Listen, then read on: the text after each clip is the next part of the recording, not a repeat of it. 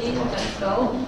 I'd like to welcome Ross, and who will be your colleague is? Carly Mercier, she's our Manager of Policy and Advocacy. She'll have all the detailed answers to your questions. Lovely. So you have 15 minutes. The time is yours. Obviously, if you want us to ask some questions, you've got to give us more time to do so. So welcome and thank you for your submission. Well, thank you very much. We are hoping that we will leave plenty of time for questions. I think our submission is quite clear. I want to address three main issues. One is the bill itself. The second issue is around the regulations. Then I've got a short comment around some of the process.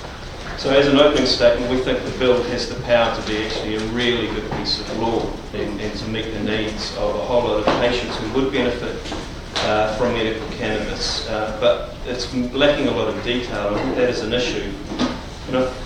We've come to this bill with a real focus on the patient. This piece of law has to be patient-focused. The current law is really focused around enforcement, and it's not patient-friendly, and I think you're going to hear a lot of submissions from patients about how unfriendly the current approach is. But I think the government have got off to a bad start in the way. Oh, thank you very much. We are, if you look at some of the hoping that we will leave plenty of time for questions. I think our submission is quite clear. I want to address three main issues. One is the bill itself. The second issue is a rework consulted on this bill. And I think that has highlighted a few weaknesses. On the bill itself, we have some main recommendations about improving the bill. The first is to broaden the definition or broaden the defence and the exemption, which currently will apply to people with a terminal illness. We want that to be extended to people with terminal illness and what we're calling severe and debilitating conditions. And our submission goes into detail about what that could look like. And I think even seeing some of the debate in the House on this bill, there is agreement that the only focusing on terminal patients isn't good enough. And in reality, terminal patients aren't getting arrested by the police, but many other patients are. And the way that the police use their discretion means that a lot of people are getting prosecuted still. And I think you'll hear a lot of submissions from patients who have been impacted by those prosecutions. We also think that exemption and statutory defence should be extended to the patient support people. So these are the so-called green fairies, people that will be administering the medicine or even cultivating the medicine, and I think again you're going to hear stories of people who are on their deathbed or are severely physically limited that they can't access the medicine, they can't even administer the medicine. So our argument is that defence should be extended to those support people. We also argue that exemption and defence should apply to cultivation. And I know that causes anxiety amongst politicians. Certainly it was the reason that I think the Chloe's bill was voted down. But what is happening in the real world? And in the real world right now, people are growing cannabis and using it for medical purposes. And so we think the bill should make legal what is already happening in the real world. I want to move on to the regulations. This bill could be really, really good, or it could be really, really bad, depending on the type of regulations that are put in place. It could be really bad if the Ministry of Health followed the Australian model. So there are different jurisdictions who have different models, and some of these models are really good, providing the patient-centred access, and some are really bad. And the Australian one would be an example of very bad regulations. Our submission argues that we should learn a lot from Canada, and our submission goes into detail about what the Canadian regulations look like. We think that the Canadian model is much more patient-focused, and therefore that's one that we would support. There's a technical issue around the regulations as well. because we don't know what's in them, and I don't know if the ministry, to be honest, knows yet what's going to be in the regulations. It's going to be difficult for this committee to understand whether those potential regulations are going to work based on other bits of the Misuse of Drugs Act.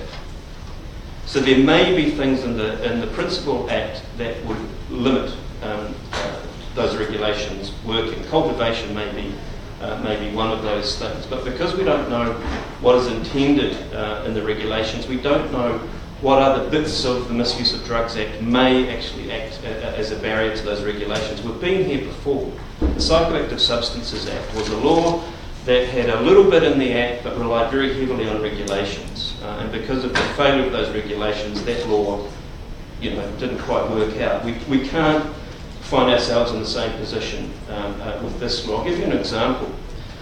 One of the things we're arguing in our submission is that people who currently have a drug conviction for cannabis cultivation, we think that those people should be allowed to move from the black market into the legal market that this scheme would develop. But we've seen comments in the media from the Ministry of Health that says the law itself won't prohibit that happening, but we're going to write regulations that will prohibit that from happening. So what else is the Ministry? What else have they got up their sleeve?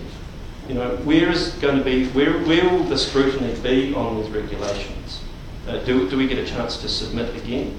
Is the committee going to get a better understanding of what's in those regulations? The regulations could be really good, like Canada, or they could be really bad, like Australia. And patients, I think they'll express their frustration that, they're not going to have input into those things. Which brings me to, it doesn't bring me to my final comment. I want to make a quick point around we're descheduling under this law CBD. We would argue that you should also deschedule all non-psychoactive cannabinoids. There could be a whole lot of good things in those cannabinoids for medical benefit, and if you're going to do CBD, you should do all other non-psychoactive cannabinoids. There's emerging research about some of these things, and I want to make the point here that medical cannabis isn't just CBD. And I saw some of the debate in the House that people were saying that CBD is medical cannabis. Well, no. Medical cannabis could be the whole plant. It could be everything that's in cannabis. The Sativex, which is the medicine that has been approved, has a ratio of 1-to-1 THC to CBD. So don't get caught up on CBD. And this is my final comment, which is around the process. And it's around the need to really be focused on patients. So behind me, I think we've got a whole lot of medical professionals who are going to come in and be very sceptical and nervous about this law.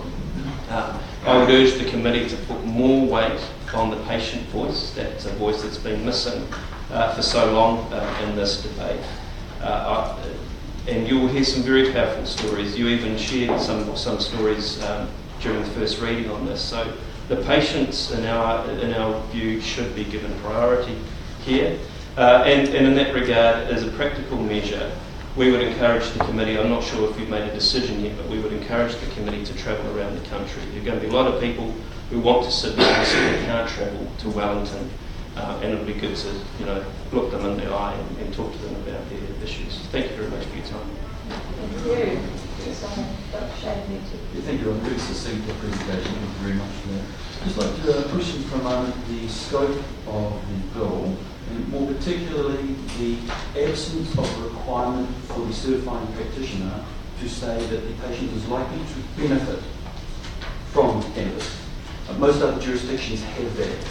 We don't. It seems to be glaringly absent. Can you comment there? Well, I'm wondering if the Ministry's intention there is to wrap that up in the regulations, because one of the things the bill does is says, the regulations will determine the guidelines, the prescribing guidelines that will be used. So maybe that's going to be something that will be left to regulations, but that goes to my point, is we don't know what's in the regulations. So you think it should be there? You're hoping well, we've listed a schedule. So one way around it, in terms of, because we're arguing to broaden the definition as well, in terms of widening the defence to people with debilitating conditions, and we've put in a schedule here where evidence can be strong. And so we think you could perhaps wrap those up in the guidelines or the regulations around sort of here's the list that doctors can work to. Anything not on the list could require a different process. And, for example, going to the Ministry of Health is currently the case. Cool, thank you. So just the my interest was in the severe and debilitating. So can you just go into a bit more detail about that, and in terms of how they deal with that in other jurisdictions, in terms of defining the scope of what that is? Well, I think we came up with that language after talking to some others, and I'm not sure whether that's language that other jurisdictions use, and I don't think it's even language that's in the Medicines Act. So we put some comment in there about how you might want to put some shape around that, but that's just language that some folks from the advocacy community has come up with. I'm not sure that there's an official medical definition for that. Because it seems to be about the symptoms of got those. Yeah, again, which is why we put in that schedule there, which lists some conditions where the evidence is, has some power behind it. Yeah, because that's the thing I think with sort of some of the discussion around where does one draw that line in terms of the doctor certifying somebody's got a condition rather than their symptoms and how that works. But there's no real model you've seen overseas that's got that perfectly. Well, no, but you could. No, I don't think so. But fundamentally, going to Dr. Reddy's point, does the doctor think that the patient would benefit, and therefore why not? I saw comments by the ministry that, oh no, we can't talk about, because of course the government campaign, or Labor campaign in the election on terminal and chronic pain. And then the ministry had said, well, we can't put chronic pain because it's so big. And it's like, well, because 200,000 people or whatever I think they estimated. It's like, well, where do we get to the point where we're going to say, oh, there's too many patients that are going to benefit from a medicine?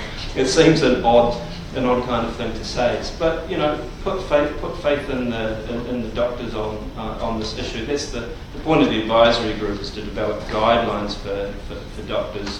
We're saying that obviously there should be a patient advocate on that advisory group, and maybe that is something that the regulations can come up with. I'm really interested in your use of the word medicine, because what you're saying is you want to extend it to the growth and the administration of the medicine. So are you saying that any cannabis plant is medicine? That we understand the quality of it, we understand the dosage, we understand the side effects? No. Ultimately, we think that the bill, with good regulations over time with the scheme, would build the kind of model we think that sort of the gold standard that we think, and that would set things like the ratio of the different compounds, the quality, the sort of the quality assurance that it's not contaminated with other things, and some guidelines around the dosing. So that's ultimately that's the scheme will develop that. But in the meantime, the reality is that there are many people who do see cannabis as a plant that provides them medical benefit. They call it medicine, and I'm happy to use that same language, because that's what patients are using. The scheme could be really good. The scheme could create a gold standard where you do get the bottle. I don't think anyone has any problem with extending it to people who are growing and administering medicines that we feel comfortable actually effective, and you know what they're doing, and they're not going to harm anybody. And I think that's the point of this argument of the terminally ill. The risk profile of those people is different than perhaps somebody who is a young person and has got chronic pain. Yeah, I'm not sure why we're getting caught up so much on that issue. The reality is that people are doing that right now. So the scheme's going to address a lot of things once it's in place in X number of years down the line. But right now we've got a case where people are getting convicted, criminal conviction for using cannabis for medical benefit. And I think, and so whether we see it as a temporary measure or not, so the stopgap measure, that defence provides, until we have the scheme, that defence provides that protection to that wider range of people. And I can't see what's wrong with that. I don't think we need to get too caught up about that, because even under our proposal, you still have a doctor involved. Ross, how many people are you talking about?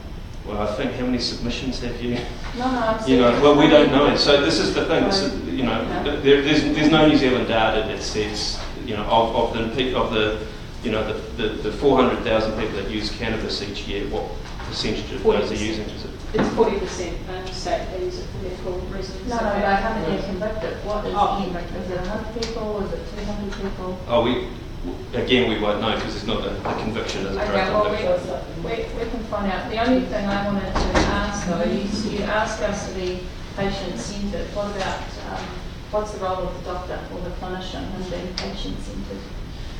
Well, so this is there's nervousness, and I think you'll hear the nervousness, you know, from the medical folks today around this bill. But what the scheme ultimately does is provide much greater guidance to medical professionals about this. We've made a suggestion, for example, that there could be a medical specialty around medical cannabis, which might alleviate some of the concerns. But there's training. There's training that doctors can go through. There's training around the world that New Zealand should be doing here to educate doctors, because at the moment doctors are nervous because there is no education, there are no guidelines. The bill and the regulations will deal with the guidelines, and then the folks like the Royal College of GPs can go ahead and develop some good professional standards. And I also think it goes to Nikki's point about what's a medicine. And if we have medicines that provide options for doctors to prescribe to their patients. And that's what the scheme does ultimately, right? Yeah, that's right. But in the meantime, we argue that protection needs to, till we have the gold standard, we need that protection. Okay, Anna, do you have one last question? Yeah, I was actually supplementary to the page 4 in terms of extending the defence or benefit mild. So the last sentence, it reads, well, you talk about 42% low-level drug convictions, but Māori make up 11%. Expanding the defence will reduce the chance that Māori with serious health conditions are prosecuted. So of that sentence, or how many, or do we know, have serious health, of those prosecutions have serious health conditions? We don't know. Okay, so... No, we don't know. It's not written down when they're prosecuted, so there's actually, I don't think, a way of finding out. We've talked to the Ministry of Justice to try and get that, and we're not able to do that. So maybe a bit better. Well, thank you very much. Thank you. Appreciate the submission. And now we have Chloe.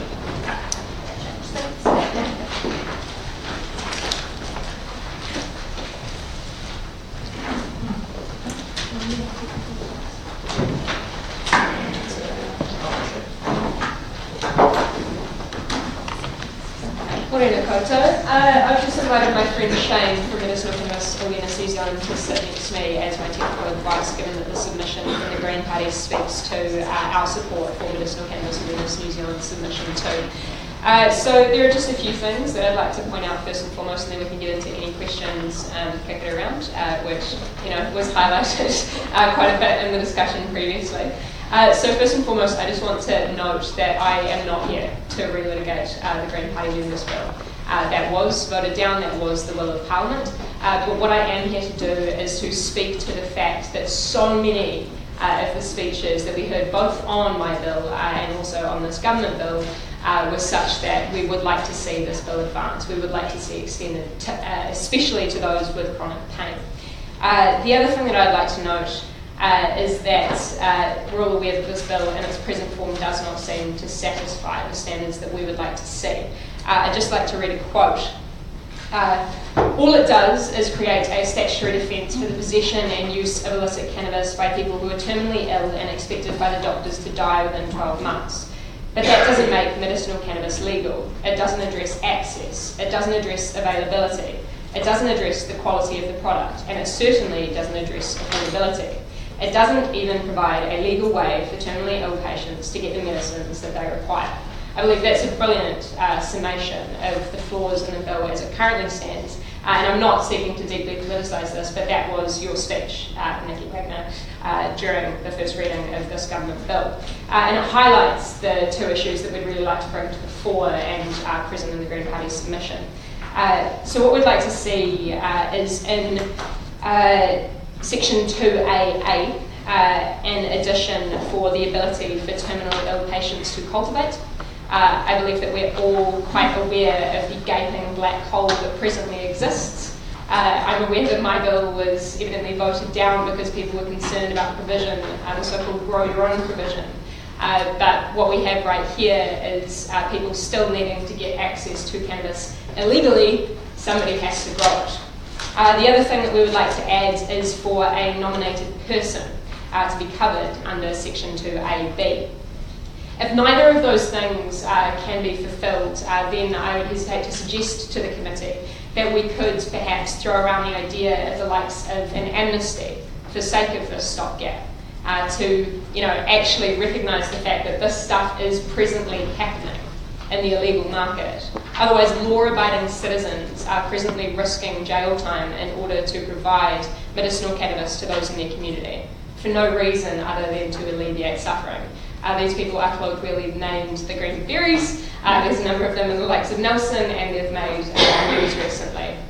The other opportunity, it was kicked around throughout the New Zealand Drug Foundation submission, is to potentially create some form of independent board to take it outside of the medical profession. I believe Shane's Medicinal Cannabis Awareness New Zealand submission speaks to this. Some kind of independent group outside of the medical profession, comprising members from the medical profession potentially, who is able to prescribe or certify patients. So it takes away that hesitancy that the medical profession may feel ethically, or perhaps legally, or perhaps inside the profession. So on that point, I'd just like to summarise by saying that we can do better. And if our hesitation as lawmakers on this point, having noted all of these concerns that have come to the fore already in this discussion, if it is too hard, if we're simply just concerned that it's too hard, then I invite you to listen to the thousands of submitters about the heartache and pain suffering under this archaic law, which is presently so unfit for purpose, because something does have to change. And I would absolutely like to totoko the point of Ross Bell that I would really like to see, the Green Party would really like to see the patient voice centred here in the middle of this corridor. Thank you very much. Do we have any questions? Questions? I've got a question. Yep. Actually. And it really is about choice of the patient and what is a medicine. And I guess the ability of people to choose to self-medicate versus a doctor prescribing or thinking that cannabis is the answer to their pain, their suffering. I mean, you're talking about a regime where, for all intents and purposes, the doctor is not even in the equation. No, we're talking about still needing the doctor to be involved in that process. So what we think, and this is just to kind of go off the cuff, but it seems to be that the government's bill puts the cart before the horse. And what I mean by that is that it's as though people need to go out on a limb and risk being, put in jail by accessing this cannabis illegally. Then, the police coming into the equation and going, okay, you've got some certification that you have a terminal illness, so therefore that certification also not speaking to the fact that they can get access to illegal cannabis. Then the police say, okay, we're not going to prosecute.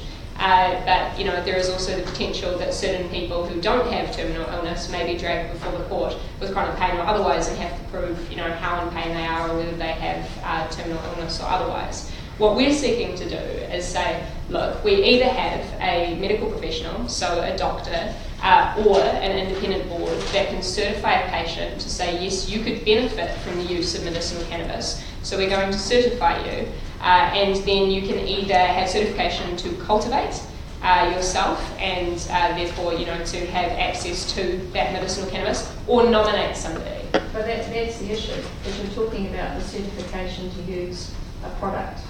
self-cultivation doesn't guarantee that the product that they're cultivating meets minimum standards about what constitutes a medicine. And So there's an inherent illogic in what you're proposing. I would not allow individual cultivation because that isn't a medicine. I would just state on that point first and foremost before going to Shane for the technical point.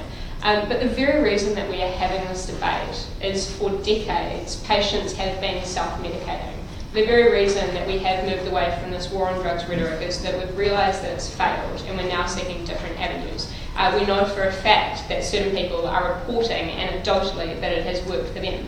We have spoken, I was sitting in on the committee, we have spoken about the fact that there is a dearth of evidence at the moment. There is a dearth of evidence because of the war on drugs, because the medical profession has not been able to undertake requisite tests that they have been able to take with other drugs, for example. What that dearth of evidence, that void is currently being filled with, is anecdotal evidence from patients, and that's the best that we've got to go with at the moment. So that's the point around patient voice. And Shane, if you'd like to speak to the... At the moment, we have a big disparity in the costs when we talk about prescribed products. So people don't go out and cultivate their own opium poppies to make their own morphine and methadone because it's $5 for a month script. But if we rely on the legal system for the foreseeable future, patients will be paying $600 to $1,200 a month at a minimum. For an epileptic child, that could be $200 plus a day. And so we've got this big disconnect where the product, Sativex, is about $1,200 a month, and it's got about $150 in grass at black market prices. And then we're talking about really sick people that are on ACC benefits and sickness bennies, and they can't afford these products. And even with this regime you're setting up, that's years away from happening. So in the short term, is it acceptable for the police to be hauling really sick people before the courts? I would argue that is no. Do you know how many people the police are hauling? No, because they don't record the amount of people using medical as a defence. They don't record it, so there's no way of finding that out. From our numbers, when we look at it, we're focusing on severe patients that are much easier to push for legal access. And the Global Drug Survey of 2017 suggested that 12% of cannabis users in New Zealand were using it mostly or solely for medicinal purposes. So if we base that back on the 2012-13 Cannabis Drug Survey, use survey in New Zealand that the Ministry of Health did, we're still talking about 50,000 patients that are in the severe category. Okay. Nikki? I'm just interested in finding out about what's the because this is the issue. The issue is, and we've heard earlier today about even how they balance the cannabinoids from THC and CBD, how they balance those can make a difference to the actual result and how that actually works. And so there's quite a technical understanding of how we use these particular parts of the plant and how we can make sure that it's effective. So you're speaking to the efficacy and the dosage with regard to self-cultivation. The side effects, that sort of thing as well. Self-cultivation, the LD50 or the toxicity dose to actually really harm yourself, you're talking about smoking a telephone pot before you can kill yourself. Yeah, but you're not really wanting to kill people. No, not. But like at home, there's enough Class B drugs at home at my house that are prescribed, to kill a whole family. Actually, and I just take one step on that, sorry. That was the thing that's interesting. I'm really interested in what you're saying, Chloe, that the reason there's no evidence that cannabis works medicinally is because... I didn't say that there was no evidence. I said that there is very little. You use the term dirt, which tends to be not much, was because it was a Class C drug, or whatever class it is drug. But yet we do have quite a lot of evidence of other drugs that are even more highly rated that people do use for medicinal purposes. So we've got the issue that cannabis is not prone to being patented. So to actually get the phase 3 clinical trials to give you the clinical certainty that pharmacists and prescribers would like, you're talking tens of millions of dollars, potentially hundreds of millions of dollars to actually prove it hand on heart to say it works. So where we're at with the research is there's a whole lot of preclinical evidence in the lab dish and animal studies. They're saying it could work. There's there's an emerging torrent of phase 2 trials that's saying it should work, but that doesn't give you the clinical certainty. And then over there at the far end, you've got the patients confirming both the phase 2s and the preclinical data. The problem with the research is we've got a company called GW Pharma. They make Sativex. They are researching Epidiolex for epilepsy, probably sinking hundreds of millions of US dollars into research to prove that CBD works for epilepsy. And then this Canadian company, Tilray, makes a product called CBD 100, which is an unregistered medicine, no research behind it, but it does the same job, and it's available here, now, and cheaper. If we wait for the research, it's a stalling tactic, we wait forever. I feel we should leave it up to the GPs and the medical specialists to use their common knowledge and assess the benefits versus the harms, because at the moment, we've got some really harmful stuff being given to pain patients, and cannabis is far more benign. So that's really another crux of this bill, isn't it? The fact that we say actually the medical profession has to make these decisions, and you can see why they're a little bit cagey, obviously, because there isn't hard evidence to be able to... My experience is that the younger end of the profession is more on board with it, and for our severe patients we focus on, the GPs would happily prescribe it if they could. However, if going further up the chain to the specialists, as is required now for the non-pharmaceutical products, they are far more resistant. And this was echoed back to me when I met with a certain ministry official, and they reported back from a World Health Organization presentation that changing the prescribing habits of doctors over the age of 35 is a futile task. Well, we will ask the We've got two more questions, Yep. Liz, and then Andy, and then that's... Sorry. I mean, my biggest concern, I guess, with the pro-elaine side is the associations that have come out with psychosis. And I guess the issue is if we're growing our own and can't get the CBD, THC, and psychoactive components right. I mean, what protections do you see would be in place? Because it's not, there's anecdotal evidence that it helps patients, but we've also got evidence of harm. And when you've got to grow your own situation, it's very difficult. So, when you... Yeah, so I would just like to state that this is why it's really important that there is medical professional oversight of what's happening, and why we don't want to be putting the cart before the horse and just saying to terminally ill patients, for example, as is under the current scheme that's being proposed by the government's bill, that they should just go out into the ether, into this black hole, and somehow magic up this illicit medicinal cannabis that they're not going to be charged for having. Again, it still has to be grown somewhere, but this bill doesn't seek to address it. We're seeking to say that those patients should still be monitored. They should still be able to go back to their GP and be open about the fact that they are using medicinal cannabis or otherwise, which would absolutely mitigate some of those risks around psychosis or otherwise, because it's simply about that monitoring throughout the process of utilising medicinal cannabis. And this is where I guess it comes back to that discussion about if you've got severe debilitating versus any spectrum of chronic pain, because it's a fact that we'll be weighing up the risks and the benefits, and clearly there is issues with risk of taking the product as well as benefits. And so that's where, again, thinking through where we draw that line in terms of those who've got a medical defence versus those that haven't. Whether it should be slightly broader, but if we take it too broad, we may end up the risk. Well, I think that's a question for the committee, right? I mean, do we want to give it over to the discretion of the medical profession to say what they deem to be, as we do with a number of different ailments, whether they be chronic pain, epilepsy, multiple sclerosis, or other kind of ailments that can benefit from pain medication. But what we're currently leaving wide open, I believe, and this has been touched on multiple times, it was in all of the advice that was given to the Minister, released proactively, of course, that we currently have a situation where police on the front lines are being quite open about the fact that they are de facto decriminalising the use of cannabis for medicinal reasons or recreational reasons or otherwise. What we are, as the Green Party, concerned about there is that there is no rule of law. So who is being prosecuted there? Because I almost guarantee you that it is not certain classes or demographics of people, and it is very much other classes or demographics of people who will be targeted and prosecuted accordingly. I can speak a little bit to that on the Section 106 discharge without convictions. The only people I know that are discharged without conviction for medical purposes are old white women. Some people are discharged for growing as much as 62 plants. There you go, Nicky, you can be the supplier. So that's an issue. So when we say older white women, they're being discharged without conviction for importing Class B drugs, cannabis chocolates from the States, for growing 62 plants in one case down in Golden Bay for their husband who had 2 legs removed and phantom limb pain, and another person was growing it in their lounge, and they managed to get discharged without conviction for cultivating in their lounge, but they're all older white women. Yeah. So there is a racial bias, but I can't give you numbers. I can only tell you the positive outcome ones, because everyone's quite excited when someone gets discharged without conviction. I guess I think that the thing I'm still struggling with is growing your own and not knowing what the THC CBD balance is. You can get strains. So right now, you can go. I can give you a list of websites. You can go online and get strains from all over the world, and they get through customs every time. So you can people buy strains for a specific ratio. You can get strains that are 1-to-1, so they're Sativex and plant form. You could regulate that so you can actually have a little seedling shop and just sell the seedlings of a known strength and ratio. The other thing is most of the harms are around people growing too much cannabis. So you can control that by setting area limits. Some people used to use the term for plant counts, but in California and Colorado, they can grow some pretty big plants now. So the other way to do it is by square metres. When people are growing indoors, they get these little black tents that are 1 by 1 square metre.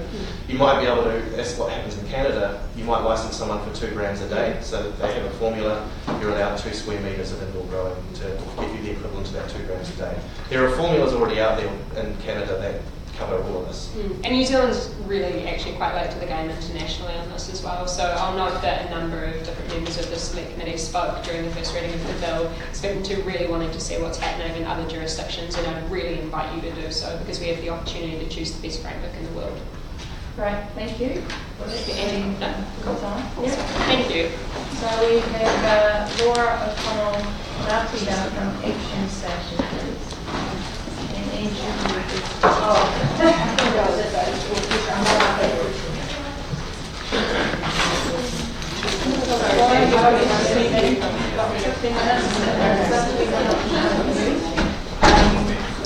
Sure, everyone. Thank you firstly for allowing me to speak. I want to say firstly that I'm not here as a policy expert. I'm here representing a community of 235 people who submitted to our online platform in order to make their voice heard on this. And I also want to make the point that many of those people submitted through our platform rather than through the parliamentary process because they were essentially admitting to breaking the law as it currently stands.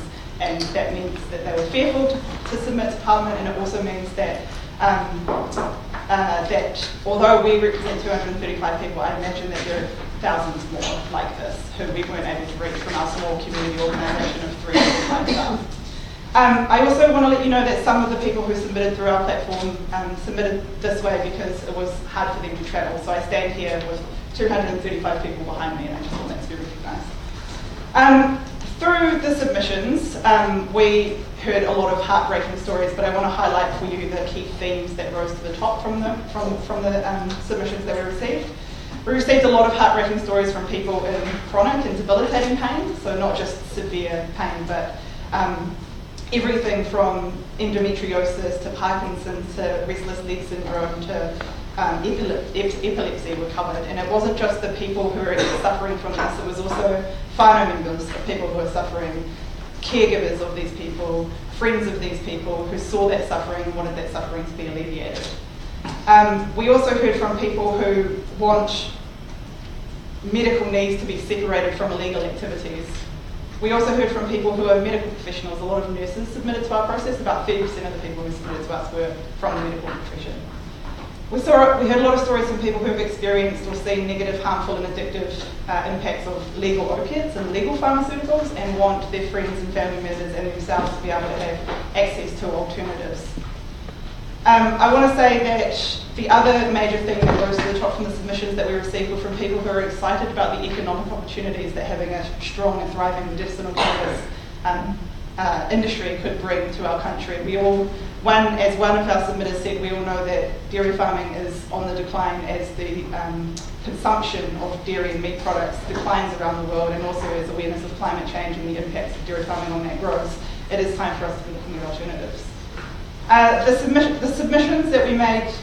The people that submitted to us were submitting with the knowledge that they were also putting their name behind 4 recommendations that were from the New Zealand Drug Foundation submission, and so those are specifically that we support a domestic market, but that must provide for a wide range of patients to access a comprehensive range of products. We believe the legal defence should also apply to people who suffer from severe and debilitating illnesses and allow them to possess raw cannabis, not just those with terminal illness. The legal defence of supplying raw cannabis for agreed medical reasons should include family members or others supporting someone who is ill, not just the patient. And at least until a domestic market is supplying good products, we should allow patients to cultivate cannabis plants for their own use for agreed medical purposes, so they are safe, have a secure buy, and have dignity. As I said, I'm not here representing as a policy expert, so you can ask me questions about the detail of the bill, but I may not be able to answer them. I'm here just because there were 235 people who couldn't submit today, and I'm here on their behalf. And I'll leave it at that. Sure. Thank you. I've got a question straight up. I've been trying to find out, but maybe with your representation of the 235 people, do you think many of them have been criminalised? How many of them have actually, the police have come to their homes and have faced the justice system? Yeah, it's a great question, and we did get a couple of stories from people who have faced low-level criminal charges because of this, but many of them, as Shane said earlier, were the older Pākehā women who didn't actually end up getting prosecuted because of that. I echo, Chloe alluded to it when she said certain demographics and certain classes of people won't suffer quite as badly under the current way that the law operates, and I'll be more pointed than that to say that, currently our justice system, if you're young and Māori, you're 3 times more likely to be arrested, convicted and imprisoned than someone who is the same age and Pākehā, and I absolutely know that this law as it currently stands has a role to play in that, because some communities are over-policed and some aren't. One example I can give you is that we did receive a story in person from someone who, I won't say where they live actually because it will give too much away and it's about privacy, but he served a prison sentence for about 3 months for cultivating cannabis. He is Māori, and he did that. He served that sentence about 5 years ago. And today, in this community that he lives in, he signs up to this website Neighbourly because he tries to do as many good deeds for people in his community as he can, because he wants to destigmatise the fact that he was once in prison. So even though he only served 3 months for cultivating cannabis, that burden has been carried with him 5 years down the track. And I'm not saying that him serving his community is a bad thing, but I'm saying that mamae that he carries, that hurt that he carries, that stigma that he carries is something that older Pākehā women who don't get prosecuted don't have to live with, and that's deeply unfair. Was he suffering from a medical condition? No. So he was a young man when he was doing this, and he was doing it because he didn't have any other job opportunities or prospects in the community that he lived in. He did sell to some people who had medical reasons, but that wasn't the only reason. The main reason he did it was because he didn't have any other form of income, he felt. Anybody else have any questions? Thank you. I think what you've highlighted is really important, that actually you've provided a safer place for people who would otherwise have engaged to engage, and you representing them. Thank you. Thank you for doing that very much. Thank you. So we have the Pharmaceutical Society of New Zealand, please. Graham Smith, Richard Townley and Chris Jarrett.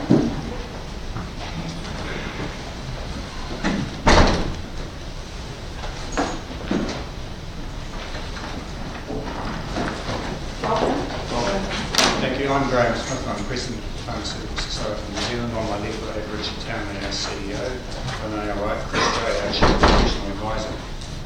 We'll be fairly brief, and we'll probably be asking more questions than we will be giving answers. We're very happy to be here today. We recognise that this is a complicated and a sensitive issue.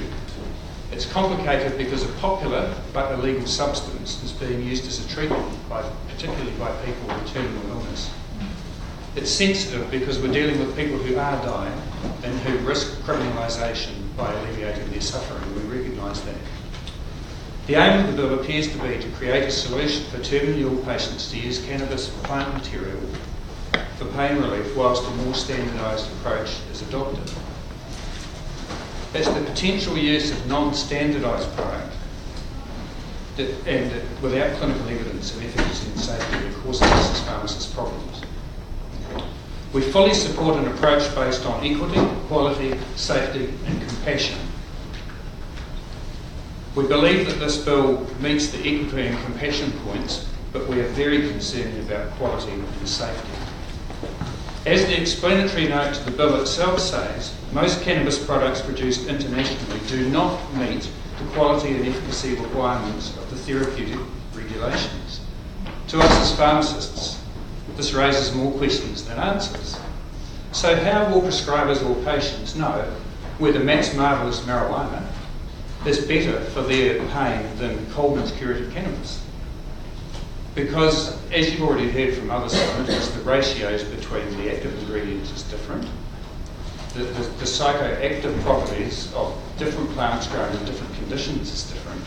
And there's no way for the consumers or the medical professionals involved in their treatment to know with certainty what that person is going to be taking.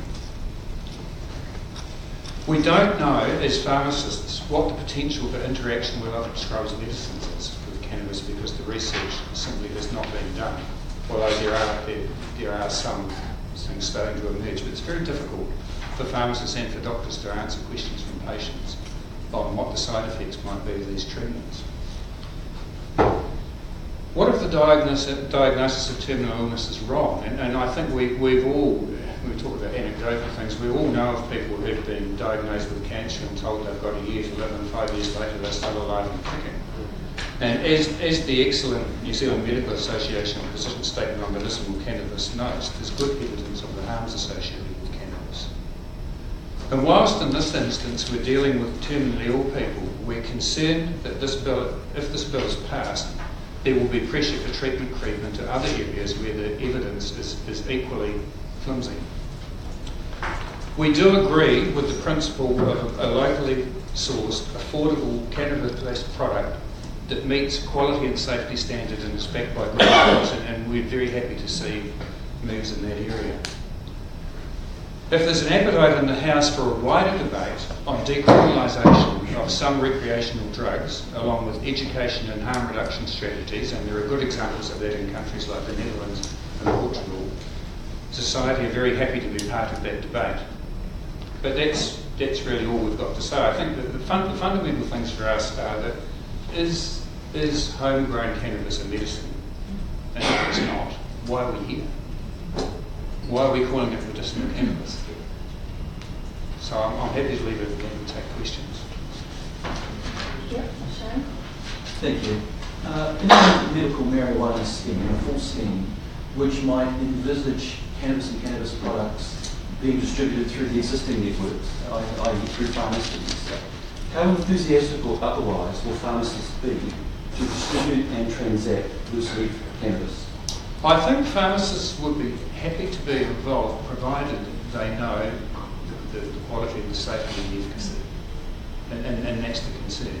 If you look at the dispensaries in places like Oregon, in a lot of cases there, the people who are selling it have no idea what the concentration of the active ingredients in their product is. We would not be happy with a situation like that. Well, thanks, gentlemen. Welcome, Graham.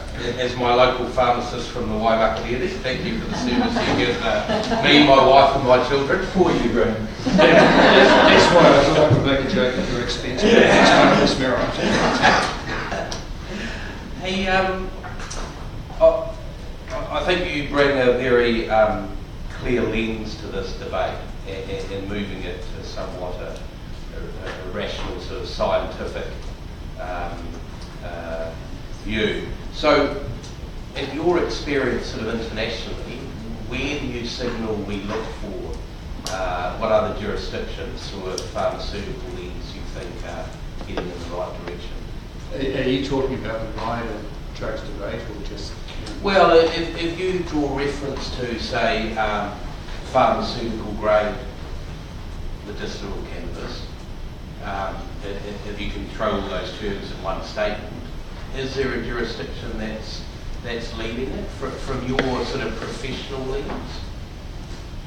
Australia are actually doing quite a bit of work in this space at the moment. I don't know where it's actually going to land, but they're actually undertaking some research that might be worth focusing on what's happening across the village. Yeah, because I think you raised some very valid points around efficacy and the standardisation of the product. And that's something I suppose we're going to have to delve into. Well, it's mentioned in the bill that there's going to be a regulatory authority set up and there's going to be some quality standards set, and really will, and to answer Shane's question, that would give us some comfort. Yeah, we'd also be more than happy to be involved in that if there's questions that they can ask, or they want some support, or they want to discuss issues as it's being informed on that. So, your hesitation collectively, when I asked you about where do we go to look for the direction internationally, almost says to us, in fact, there isn't much evidence-based literature from a pharmaceutical lens. There's a growing body that's growing slowly, and for reasons alluded to by earlier presenters. I think, as someone mentioned earlier, there's some good research going on. Yeah. But you know, there are plenty of other drugs out there that are backed by evidence that are used in palliative care already. Yeah. So we're not talking about something that's just an off-the-shelf model that we're going to pick up and implement. No, my hesitation was more around, I wasn't sure whether you were asking it purely from the point of view of medicinal cannabis or whether we were talking about wider drug reform. Yeah. Ange? Look, thanks for your presentation. You've raised a really interesting point, and that is the person who is given a terminal diagnosis yet does not die. So, I guess this is more of a legal question as opposed to a pharmaceutical question. But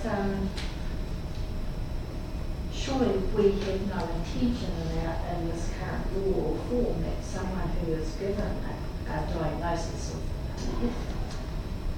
terminal illness, that say they live 15 months or 5 years, they would then no longer become eligible for the legal defence.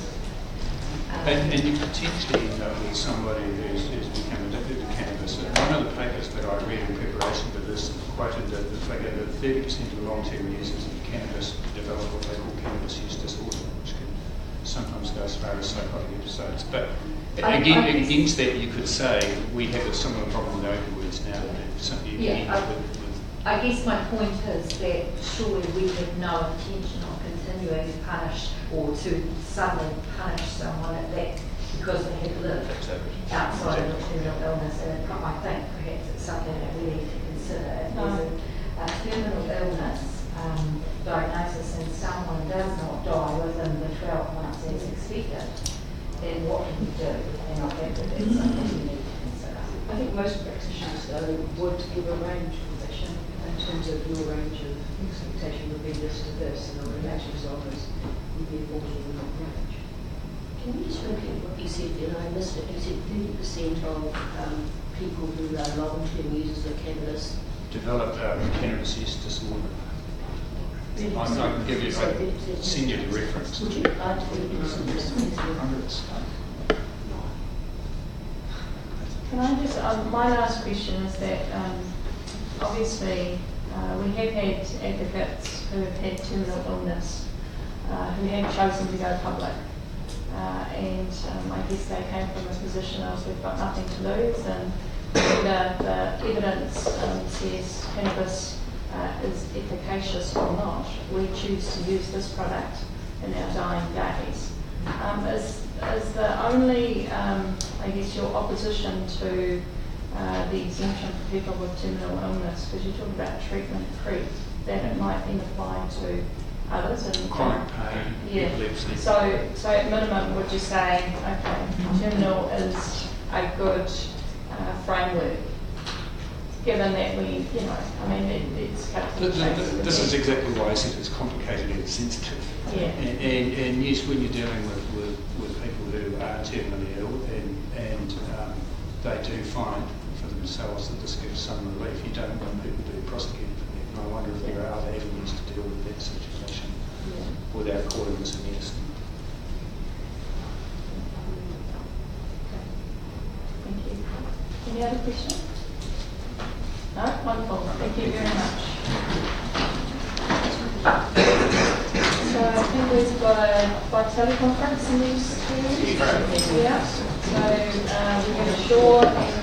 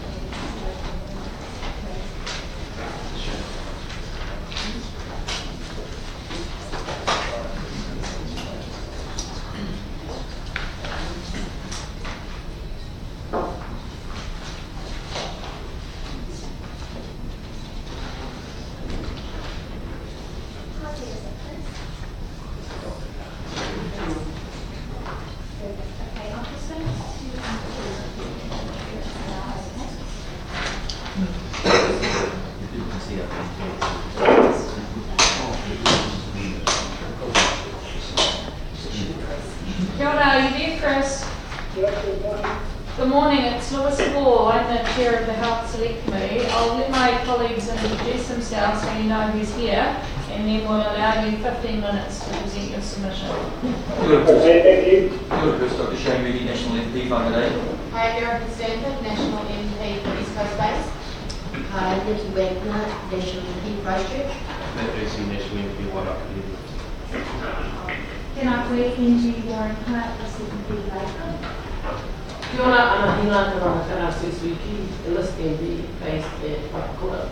And Chris, just to let you know, Dr. Liz Craig is also on this committee, but she's left the room at this point in time, but I envisage you coming back before you complete your 15-minute submission. So I'll hand it over to you, and thank you very much for taking an interest in this piece of legislation. Okay, thank you. Good morning to the panel. I just wanted to introduce Marco Rychek, who's here as well with me. So really what we didn't really want to just go over a presentation again in the written form, so we really just wanted to talk about 5 main recommendations that we thought were important.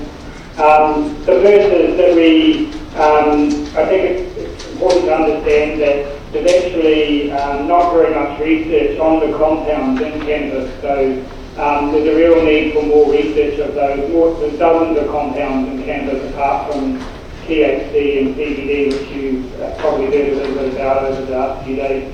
And so there's a real need for some research of those chemical compounds in the set. But at the moment, because cannabis is illegal and in the Misuse of Drugs Act, that's quite a big barrier in terms of doing some kind of that research. So our first recommendation would be to remove those barriers in terms of completing that research, which will give us a better understanding about the effects of cannabis and the effects of specific compounds.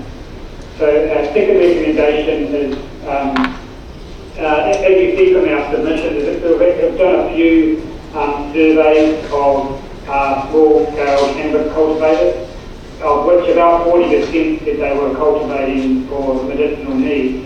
And they've also given us information about the types of medical conditions that they're growing and using cannabis for. And there's been a little bit of global research as well. We're part of a global collaboration which is doing that survey in 15 different countries around the world. But there's really, again, there's this real big gap about in terms of what kind of medical conditions people are growing cannabis and using cannabis for.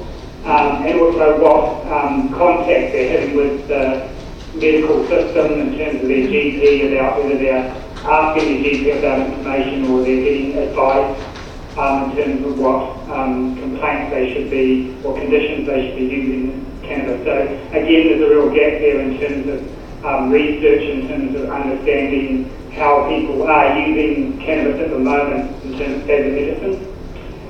Our third recommendation is we really think that there's an opportunity to engage with not-for-profit community-based providers to be involved in both the cultivation and distribution of cannabis.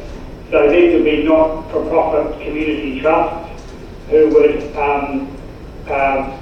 distribute some of any profit made from providing cannabis to people.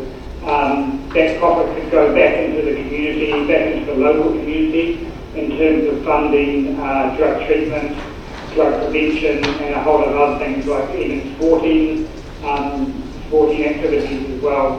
So this is a model that's actually been used for about 10 years in gambling. You're probably familiar with the pokey system. That has a lot of flaws, so there needs to be a lot of work in terms of making that process more clear. But the basic model where you have a not-for-profit trust that avoids a commercial market that's driven by, in this case, probably pharmaceutical companies, and also a regime that's giving money back to local drug treatment, because inevitably with medicinal cannabis, I think you're going to have situations where people do become dependent or have particular problems, and the community has to respond to that, and they're the ones that ultimately bear the cost of more cannabis use. So there's a number of options there. There's also cannabis social clubs where people can control the supply of cannabis. Again, they're not for profit, but you can overlay a whole lot of health controls over that and get a better control over who's using and who shouldn't be using. Fourthly, our recommendation for cannabis products that are solely CBD or largely CBD has very little psychoactive effects. And this is the case for a lot of cannabis medicine. Then it's our view that there's no real need for that product to be in the listing for drugs act because it has no psychoactive effects. There's also no need for that product to be in a psychoactive substances act because again it doesn't have a psychoactive effect. So that kind of product could actually be regulated quite well and quite effectively as a dietary supplement. So those products that have no psychoactive effects are actually more like a whole lot of dietary supplements you can buy from the health food shop. And given the safety of cannabis, it seems to us that it would be appropriate to put it into dietary supplement category. Finally, our fifth recommendation is Martha's here with me today, and she's just completed 3 years of research on the design and implementation of the Psychoactive Substances Act, which some of you might be aware that was quite a problematic process. Ultimately, it hit a lot of barriers, but her research really shows that there's some real lessons to be learned from the Psychoactive Substances Act about design and implementation of these new regimes. So some of the key findings from that research was focusing on product safety monitoring systems, so ways of understanding when a product is problematic and being able to withdraw that product or at least let people know how they should be using it. Effective retail regulation, so you may not be thinking about any retail selling at all, but if it goes to some kind of semi-retail situation, even if it's just at a pharmacy, there needs to be some really careful thinking about the kind of controls in terms of age regulation, hours of opening, and how the users and buyers are dealt with. The third thing is, from that research, was ongoing engagement with key stakeholders. So with the Psychoactive Substances Act, there was a real problem that doctors and physicians and emergency departments, staff and hospitals weren't really engaged with this new regime, and so there's some real gaps about feeding back information about what products were being problematic and what issues were coming up. So that needs a really ongoing engagement. And engagement also includes local councils as well, because often they're the people involved in regulating retail outlets or pharmaceutical outlets and some of the problems that might come out of wider access to cannabis. So then you really need to be involved in terms of developing local policies. Finally, clear communication with the public about the policy aims. So with the Psychoactive Substances Act, I think people were not well informed about what the purpose of that legislation was. So once it did start to be implemented, there was widespread local protest about it. And a lot of those protesters, as I said, weren't well informed about what the aims of the research of the regime were. And even those problems started to arise, and they didn't understand why we were taking this approach. So in the same way that we need to engage with stakeholders on an ongoing basis. There also needs to be clear communication with the public what the aims of the new regime is and what we're trying to achieve with it. And then they're more likely to see what we're trying to achieve. And that's pretty much the recommendation from our proposal. But we've listed a whole lot of references as well from our own work and also from academia that also we're happy to engage further with the committee about. Thank you very much, Chris. Actually, I would be interested, and I'm sure my colleagues, in the research that Mata has completed, if it's available, about the implementation of the Psychoactive Substances Act. But can I just thank you for your thorough submission? We don't actually have any other questions for you, but thank you very much for taking the time to make a submission. Yep, thank you for giving us the time. Thank you. Yep. Well done, thank you.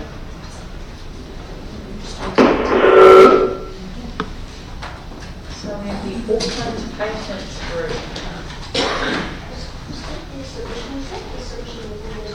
No, that was the action section. No, I realised I didn't have one either. There was the top one, and there was a supplementary one which was about 72 pages. Oh, right. So what was the top No, section? for the last one, the starting thing. Yeah, I noticed that. I didn't have that.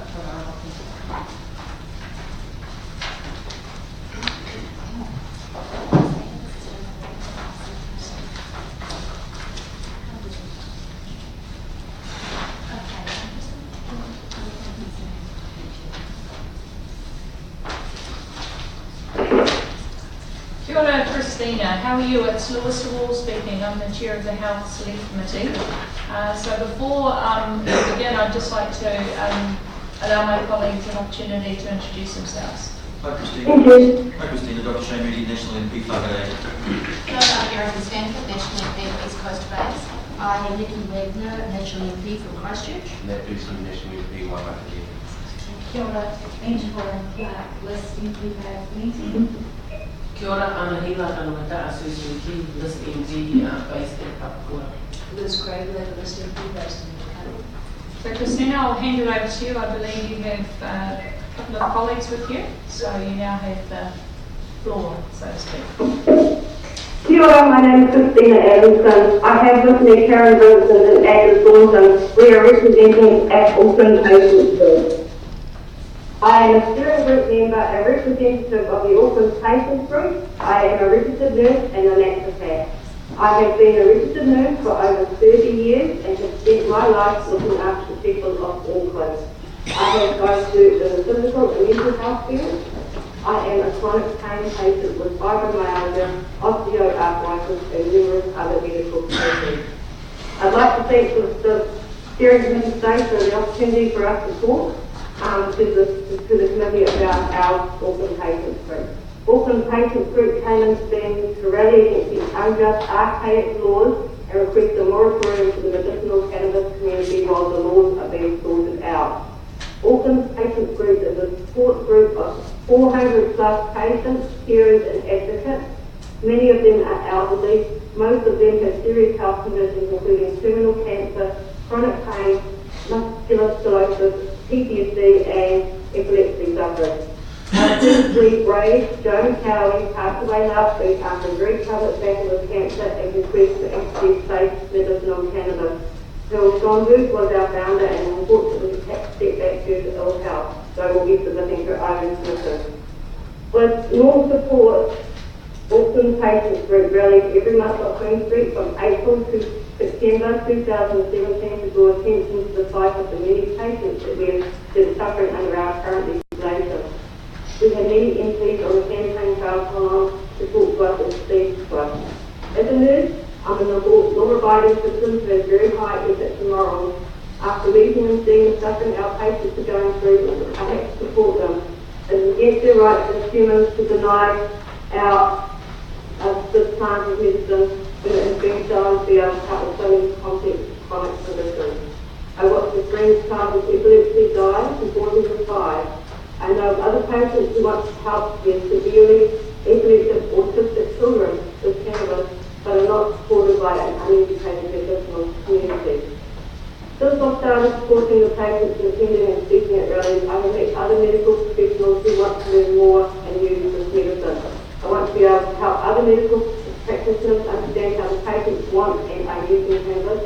I have patients and their families coming to me desperate for support to their elderly family members in pain. They are unable to pay the amount necessary even if they get a prescription. I know a lot of patients who want to be able to grow their own medication, have access to raw plant and utilise the whole plant for its entourage of synthetic steps and not just the isolated cannabinoids CBD. What I have found with the patients, with orphan patient groups, the patients have become experts at dealing with their own citizens and know what they want, whether it be fabrics or to be able to have access to raw leaves in their smoothies. Thank you. Karen Vincent now. Hi, this is Karen Vincent. So the APG, the Orphan Patients Group, while we do support the bill, we do feel that it doesn't go anywhere near far enough for many sick New Zealanders. What we did is we put out a list of questions and a way for our members to make comments to come up with our submission. We came up with 4 recommendations. Would you like me to read them? We have them in front of us, but you can... Any questions on them?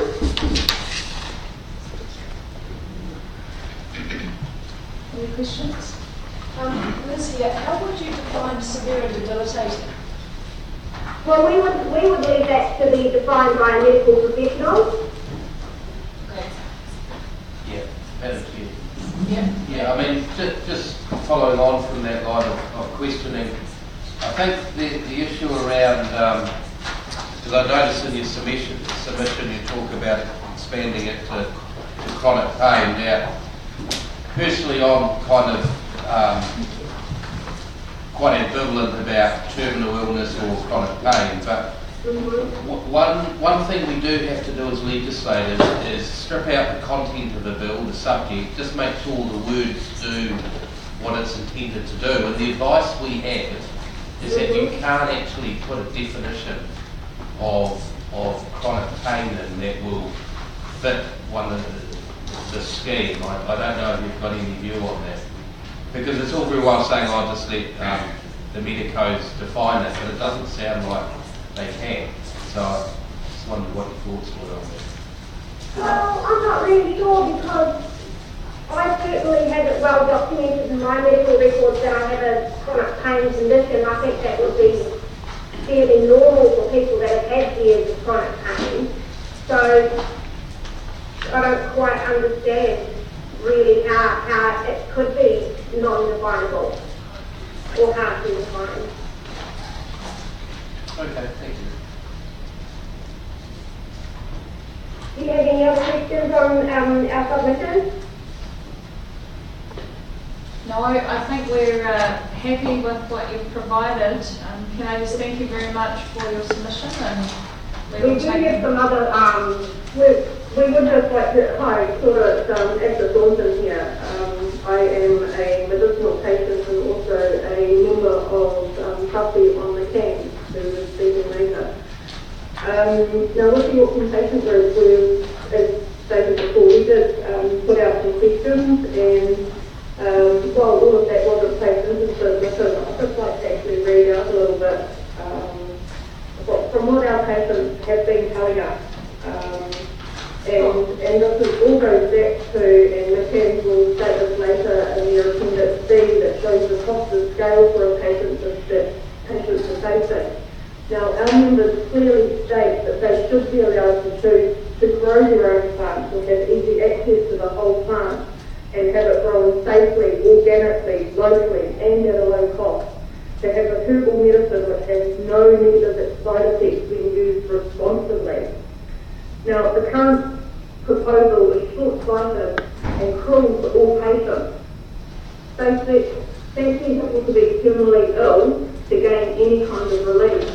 Now, you stated how can we define this? Well, it should be able to be defined by your doctor that you need that, just like they say you need an opioid or you need another form of medication. you need this medication. A life without pain, a life without fear of addiction, a life without debilitating side effects, a life without the fear of prostitution. Now those are all our human rights. The ill and suffering people are desperate for relief and should not be made as criminals for trying to ease their symptoms with cannabis. For myself and for other patients, we face that fear. While some are able to be prescribed legally, we cannot afford that medication. And while there may be some instances when the likes of the Ministry of Social Development can actually fund that medication, I'm sure it's not going to be like when we go in every 25 days and ask for $700 to pay for a script. And then that becomes an ongoing effect for patients who then have to pay back that debt, to pay for a medication that they need. There's no reason that New Zealand can't have the option to grow and purchase through a regulated system. McCann's has researched other legal jurisdictions, including the US, Canada, Spain and South Africa, and have comprehensive solutions to medical cannabis. And we could have that too in Aotearoa. In addition, the suggestions for an immediate moratorium, I will get this right, moratorium is needed to protect all patients during this planning phase, during the phase of changing the laws so that people are not made as criminals, to take time to sort out the legislation and remove penalties for growing and use and watch to see if we can come up with a comprehensive system. Those with a proven illness and ones who have tried the conventional avenues of pharmaceuticals but failed due to interactions should be allowed to grow themselves or nominate a person who they can show a legitimate relationship to the medical patient. The recipient has a recommendation from their doctor or doctors and they have no evidence of selling or dealing on the property. It's pretty easy and pretty simple. You know, there are people out there who pretend to be helping the medical community, and yet I can tell you there are everyday common folks who pretend to run a very healthy business and pay their taxes, but they just went on a holiday recently to Europe, all funded by illegal trade. This kind of stuff needs to stop. Members of the Auckland Patients Group want to have control and keep costs down, yet many don't have the ability to grow for themselves. When citizens are forced to deal with criminal gangs to get cannabis, it's very hard and dangerous for sick and suffering citizens. Cannabis use is therapeutic for those who are not ill and is an amazing pain relief for those who are. Personally, for myself, I have come off 8 pharmaceuticals, including antidepressants, antipsychotics, steroids, prescribed medication from a skin specialist who could not diagnose my skin condition or treat it. Yet with the use of medicinal cannabis, I no longer suffer with just the touch of the slice of feather to my skin coming out and reacting. These are all the things that it can work on. So many symptoms, and to deny its use for anyone who wishes to use it for whatever reason is the crime. Cannabis is not the problem. The laws denying its use are. The majority of ACC members and others around New Zealand feel as though they are not worth living or that they are to have a worthy life. To be criminalised as a patient because they have found something that can keep them alive and well, but if you could go to jail. The feelings of being afraid, vulnerable, anxious, traumatised, stigmatised and marginalised, these are all but a few of the things that our patients say that they feel, knowing that they could be arrested for using a plant is no fun. And to know that their meds could be taken at any time. As was stated before, the lovely giant should not have passed the way that she passed purely because she was not able to gain access to a medicinal product that she wished to use. Our members all report that cannabis has been beneficial in most cases and a lifesaver. We have patients who take it responsibly and can reduce stress, anxiety, spasms, seizures, inflammation and pain. All just some of those few things that actually benefit us, all while it allows the body and the mind to relax and heal itself. There's many pharmaceuticals out here, but many of us favour this illegal plant. It's not fair, and we need the government to change this. Patients, not criminals. Thank you. Oh, lovely. Thank you very much. Thank you. Appreciate your submission. Thank you. So we have the Royal Australasian and New Zealand College of Psychiatrists, please. Is it Dr. Giles Newton-Howes, Dr. Sam McBride and Dr. Susanna Gallia? Every Palmer. We had our last one as well. Oh, all right. Sorry, where are your hands? Kia ora tātou. So I might introduce the college first so that you know who we are as an organisation, and then we'll introduce ourselves and talk to our submission. So yeah, we're representatives from the Royal Australian New Zealand College of Psychiatry, and this is a professional body that represents psychiatrists in both Australia and New Zealand. So that's medical professionals who have gone through medical school and then specialise in the treatment of mental illness, including addictions. We have about 5,000 members, so 3,700 fully qualified psychiatrists and another 1,200 doctors who are training to be psychiatrists. My name is Dr. Susanna Palmer, and so that's Palmer. And I'm the Deputy Chair of the New Zealand branch, Te Aotearoa. And as well as being the Deputy Chair, I'm also a forensic psychiatrist, so I work at the interface of the mental health and criminal justice system.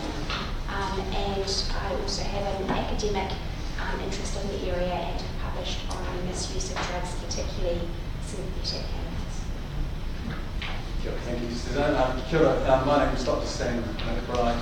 I'm here as the New Zealand Chair of the Faculty of Addiction Psychiatrists for New Zealand. So in New Zealand we have approximately 22 accredited psychiatrists who have trained both as a medical doctor, as a psychiatrist, and then gone on to do further training in addiction. I'm also a member of the Australasian College of Addiction Medicine, which covers both psychiatrists plus medical doctors across New Zealand and Australia. So we're affiliated to the College, New Zealand College of Psychiatrists. I work in local addiction services in Wellington. I guess our interest here today is in relation to the interface of potential liberalisation of laws in regards to addiction and how that should be best managed. Thank you. And my name is Associate Professor Giles Newton-Howes. I'm also an addiction psychiatrist, so I'm a member of the college here and a member of the college in the UK. I work for the University of Otago and published in the area, and currently I work in the Regional Personality Disorder Service. I'm also the sucker who gets to do most of the talking. So what I'm going to do is just talk very briefly about this in three parts. So firstly, we're going to just briefly overview the impact assessment which was undertaken as part of this amendment to the bill. We're going to discuss some of the major issues and then some recommendations. So this builds on the document you have in front of you rather than talking to it directly. So I guess the three things that we notice in the impact assessment, particularly in its setup, is a reluctance it mentions of doctors to consider cannabis as a medicine related to its lack of efficacy. Indeed, that's correct. The evidence of efficacy, that is, does it work, and effectiveness, does it work in our patients, at the moment is weak to poor and possibly non-existent, and is indeed some of the concerns doctors have about consideration of cannabis as a medication. Secondly, the impact assessment stresses equity, an issue we'll come back to later. It's our view that the bill fails to address the question of equity.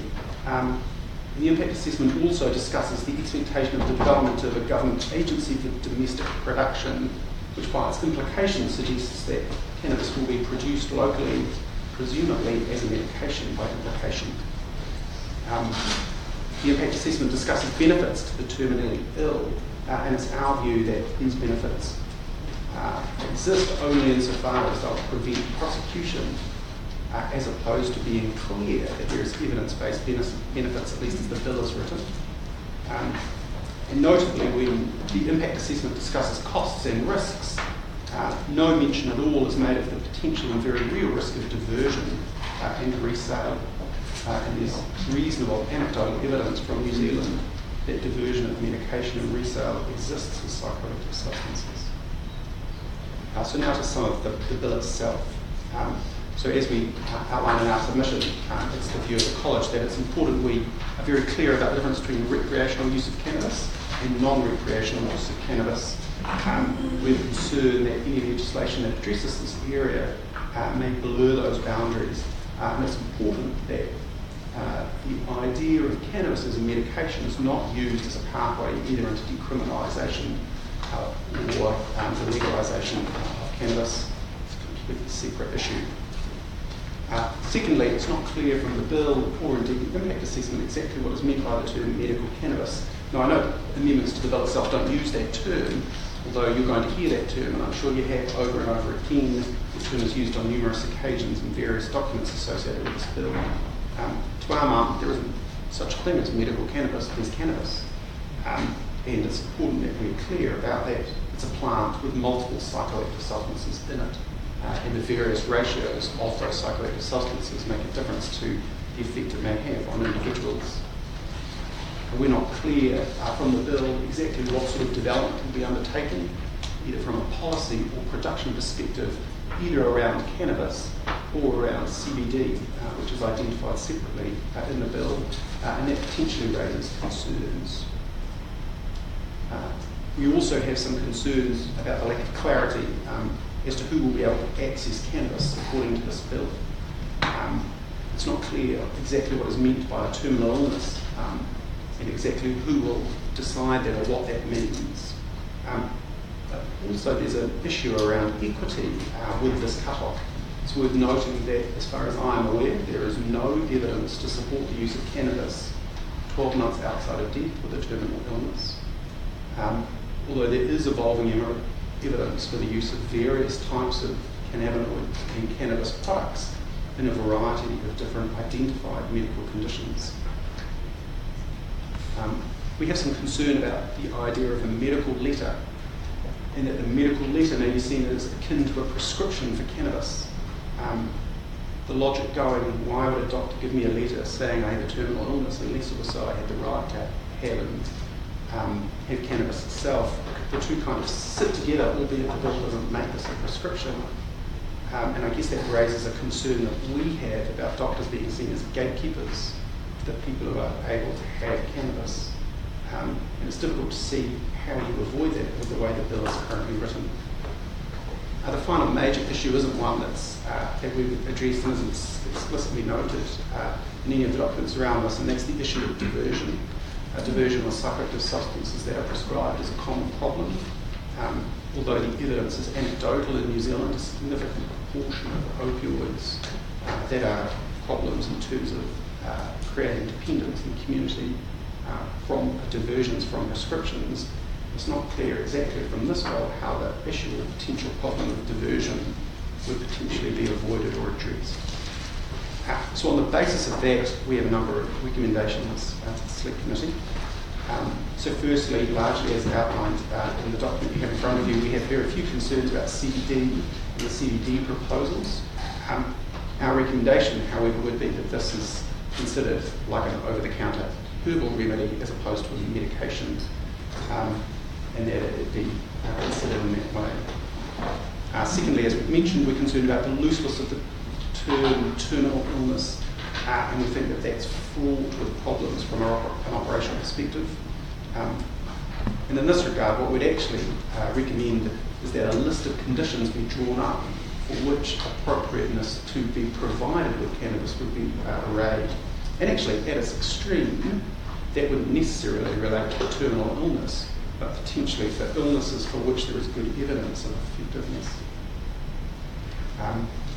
As mentioned, we have concerns that the bill makes the letter of the doctor akin to a prescription, and we recommend that the bill explicitly clarifies that the only role a doctor has would be to confirm a particular diagnosis and in no way acts as a proxy prescription for the use of cannabis.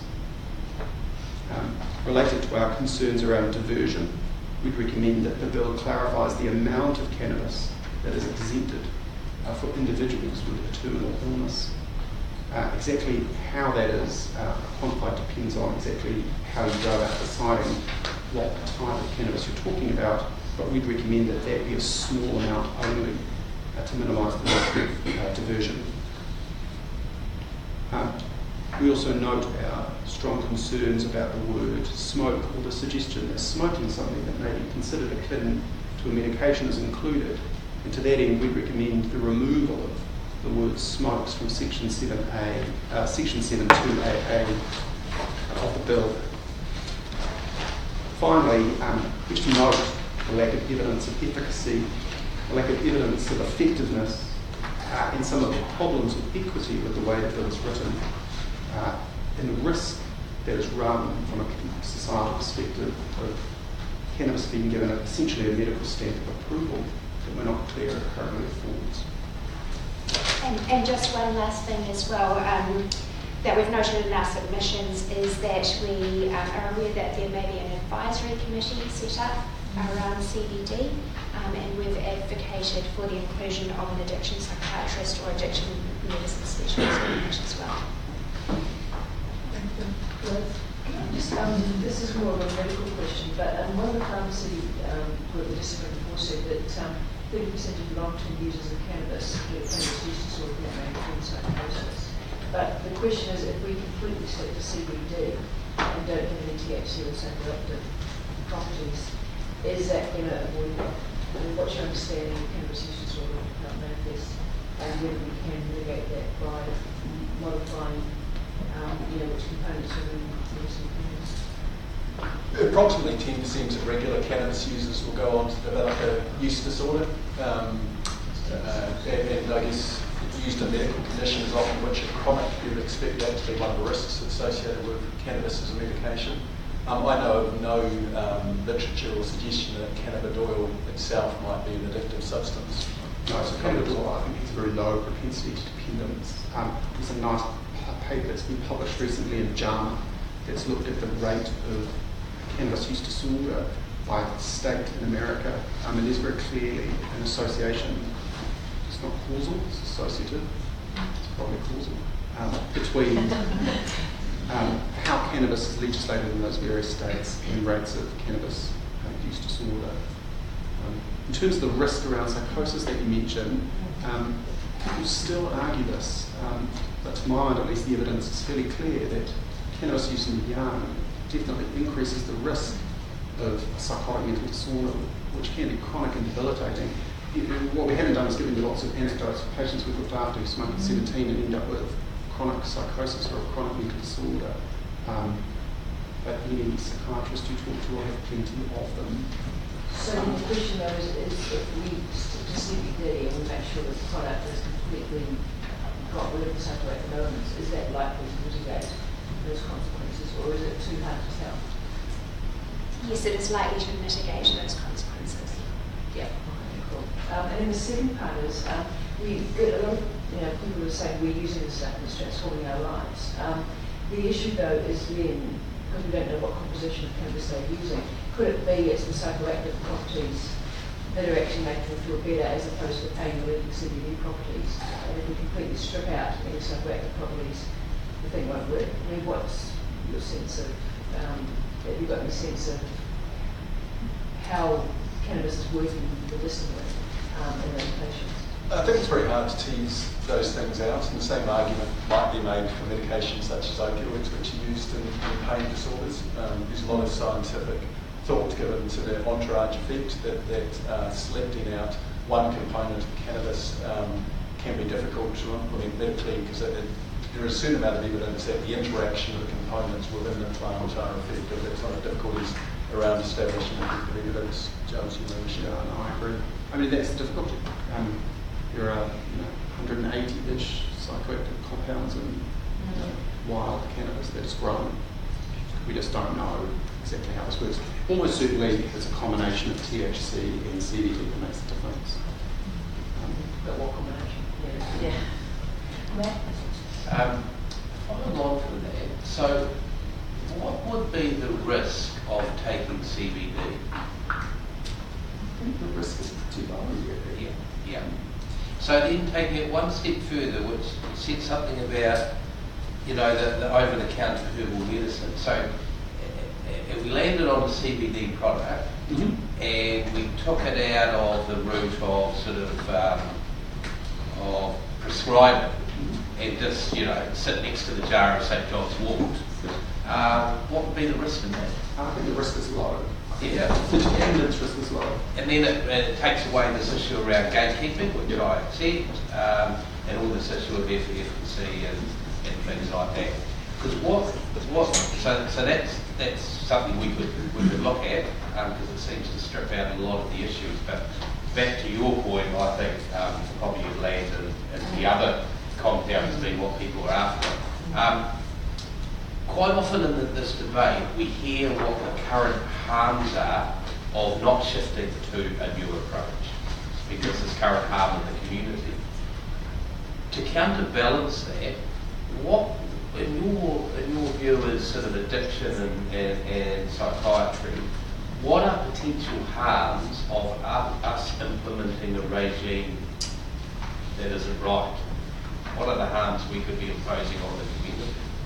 One of the risks I feel about the approach of legislative medicinal cannabis is it goes further than we may wish to do if we were to legislate for a legal cannabis market generally. So we may be further down that track than we might if we went with the expectation of reviewing the current prohibitionist approach to cannabis. We may end up with something more liberal, gatekept by doctors, as opposed to go on and thoughtfully. I think that's a real risk, and I think we can see that replicated in places like Colorado or Canada. The trend has been to start with medicinal cannabis and then move to a more liberal market. So I think that is one of the risks. And has that been able to be then, is that now building an evidence of any potential harm to the community from that regime? It's mixed. It's early days at this point, and it depends on the jurisdiction you're looking at, and they're all taking very different approaches. Yeah. So action or inaction is all still going to come with potential harms. I think you're likely to get an increase in cannabis use disorder, which will have an impact on health services. I think you're likely to get a risk of diversion, which will have an impact on both those who are using and those who are trying to regulate the acts of the police. And I think you would expect to notice a risk in mental disorder when used in the young associated with increased use of cannabis that indeed would happen. There's the mitigating factor in New Zealand is we have high rates of cannabis use in New Yeah. Question, Angie. Just very quickly, thank you. I really enjoyed your presentation today. A couple of things. One around diversion. So I'm just going to give the example of methadone, right, and the diversion of methadone. What currently, in your role, do you do around the management of or the under-prescribing, over-prescribing? How do you manage that in that instance? Because I think when we look at diversion, we look at and the likes of methadone and those kinds of quite rare drugs, as opposed to someone who actually can break the law and go somewhere. The chance of that vulnerable person who is at the end of their life passing on their 2 grams or whatever it is of marijuana may be quite limited. So what is it that you do, or what is the management process around the diversion currently around the work that you do? So we're thinking specifically around opioids. Well, I mean, generally, how do you manage that? I'm just thinking in terms of down the track. It's a big question because diversion happens across the prescription of opioids in particular.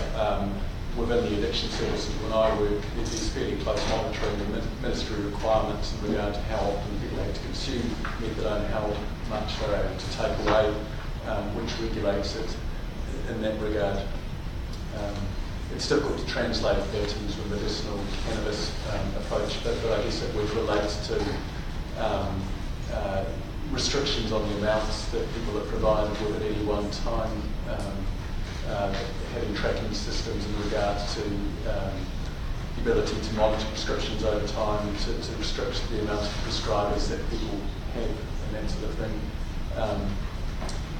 That's if you were to go down a prescription of cannabis. So in reality, it's quite a limited risk illusion. No, I don't think so. I mean, the way the Act is written, there's nothing to prevent someone having 2 kilos of cannabis at home.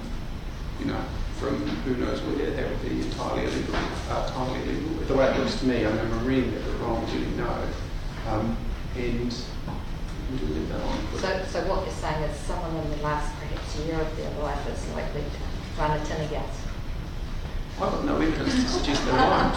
And I'm not sure how you identify who's in the last year of their life. I know. If you have a list of conditions for which there is clear evidence of benefits of cannabis in a particular form, you can provide it. And we certainly see that with opiates as well. Yeah. So that people who do have terminal illnesses, who do have chronic pain, who do have genuine reasons to be prescribed medications, do still sometimes don't get that. Supplementary to that question, in terms of you said small amounts, what do you see as small amount? So I hunted hard at this. I'm not sure this is probably the best place to mitigate that. Yeah. And that's because it depends on whether you're talking about fresh product, whether you're talking about dry product, whether you're talking about oil. And that will, all of those factors will make a difference to the relative essential quantity of cannabis you have. What you really want is some kind of expert opinion that can provide you with general guidance about what constitutes a small amount. And that would probably need to be reviewed as various concentrations of particularly THC and CBD change in those products. Thank you. And sorry, just to add that, the difficulty you always have with doctors being essentially gatekeepers for cannabis is we don't know.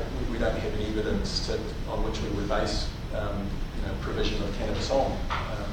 Therefore, we're inevitably going to be sceptical about it because it feels very much like we're being asked to be gatekeepers. Thank you very much. Thank you.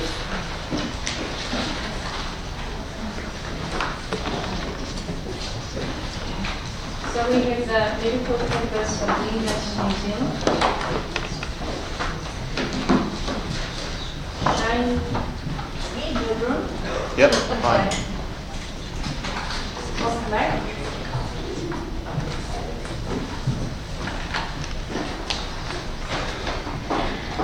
Methadone, morphine, fentanyl, oxycodone, tramadol, pethidine, codeine, DHC, gabapentin, pregabalin, temazepam, clonazepam, lorazepam, pregabalin, amitriptyline, nortriptyline, quetiapine, venlafaxine.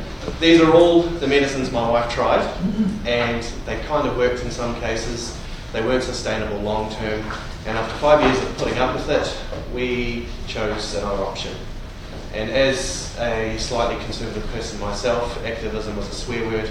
So here we have a charity, Medical Cannabis Awareness New Zealand, and we've been trying to advocate for patients within the law, and we have some unique insights on how things actually work at the moment, and where the problems are, and where the bill falls over. So first off, with the Labour's bill, there's really issues in how it was drafted, and there was no external consultation, and it was run to a 100-day time limit, and it seemed most of the parts of the bill were quite meaningless. From the patient perspective, I'm quite plugged in with who's getting busted by the police, and it's not terminal patients. There's no one who's 2 months from death's door that has the police knocking on their door. So that whole part of the bill was actually toothless. So we would argue that it is extended to those with severe or debilitating conditions, and that is because that's what is happening with the police. As people that are severe, that aren't terminal, are being raided by the police tend to look away from people consuming. However, if you're a sick person and you cultivate for yourself to ensure you don't have to deal with organised crime and gangs and that sort of thing. If you take the supply of your own medicine into your own hands, the police come down and you'll get tie bricks. So even if you're not for people growing at home, you have to ask yourself as a society, are we happy with really sick people to be hauled before the courts for growing something that helps them? Especially when the legal options cost thousands of dollars a month. A mutual friend of ours, Huhana Hickey, as you may know, has spent tens of thousands of dollars being legal. She's in a Housing New Zealand house, so she can't grow because she'd get kicked out of the house even if the courts let her off. So that's why in our recommendations when we looked at this, we thought severe and debilitating. It's not a big stretch when the non-pharmaceutical application scheme that the Ministry of Health has, and their criteria, the first criteria is severe or life-threatening. So it's very similar language. If it's good enough for the ministry and the prescribers, it's good enough for the courts and the doctors. The Americans, in many of their states, they use the term severe or debilitating, so it's common terminology over there. It is a bit loose, and with chronic pain, you can argue at the very edges of it, is your pain severe enough? I can understand David Clark trying to scrap chronic pain as a promise because it talks about grandma with a little bit of arthritis in one joint who uses paracetamol. That's still chronic pain if it lasts for 3 months or longer. But when we speak about the severity of the condition, it doesn't cover all the people that are on their last legs who've exhausted all of these other horrific medications.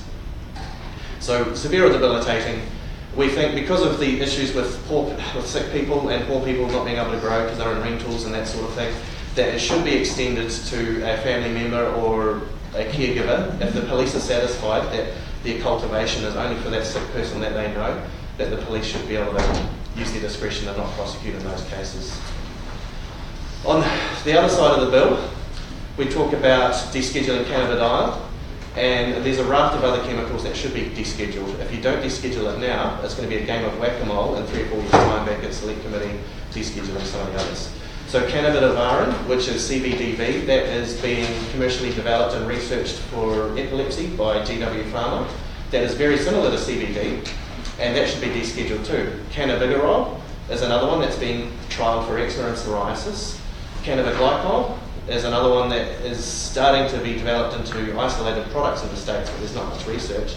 But it suggests in the preclinical that it might be very good for chronic pain, and they're making it into skin patches, non-psychoactive.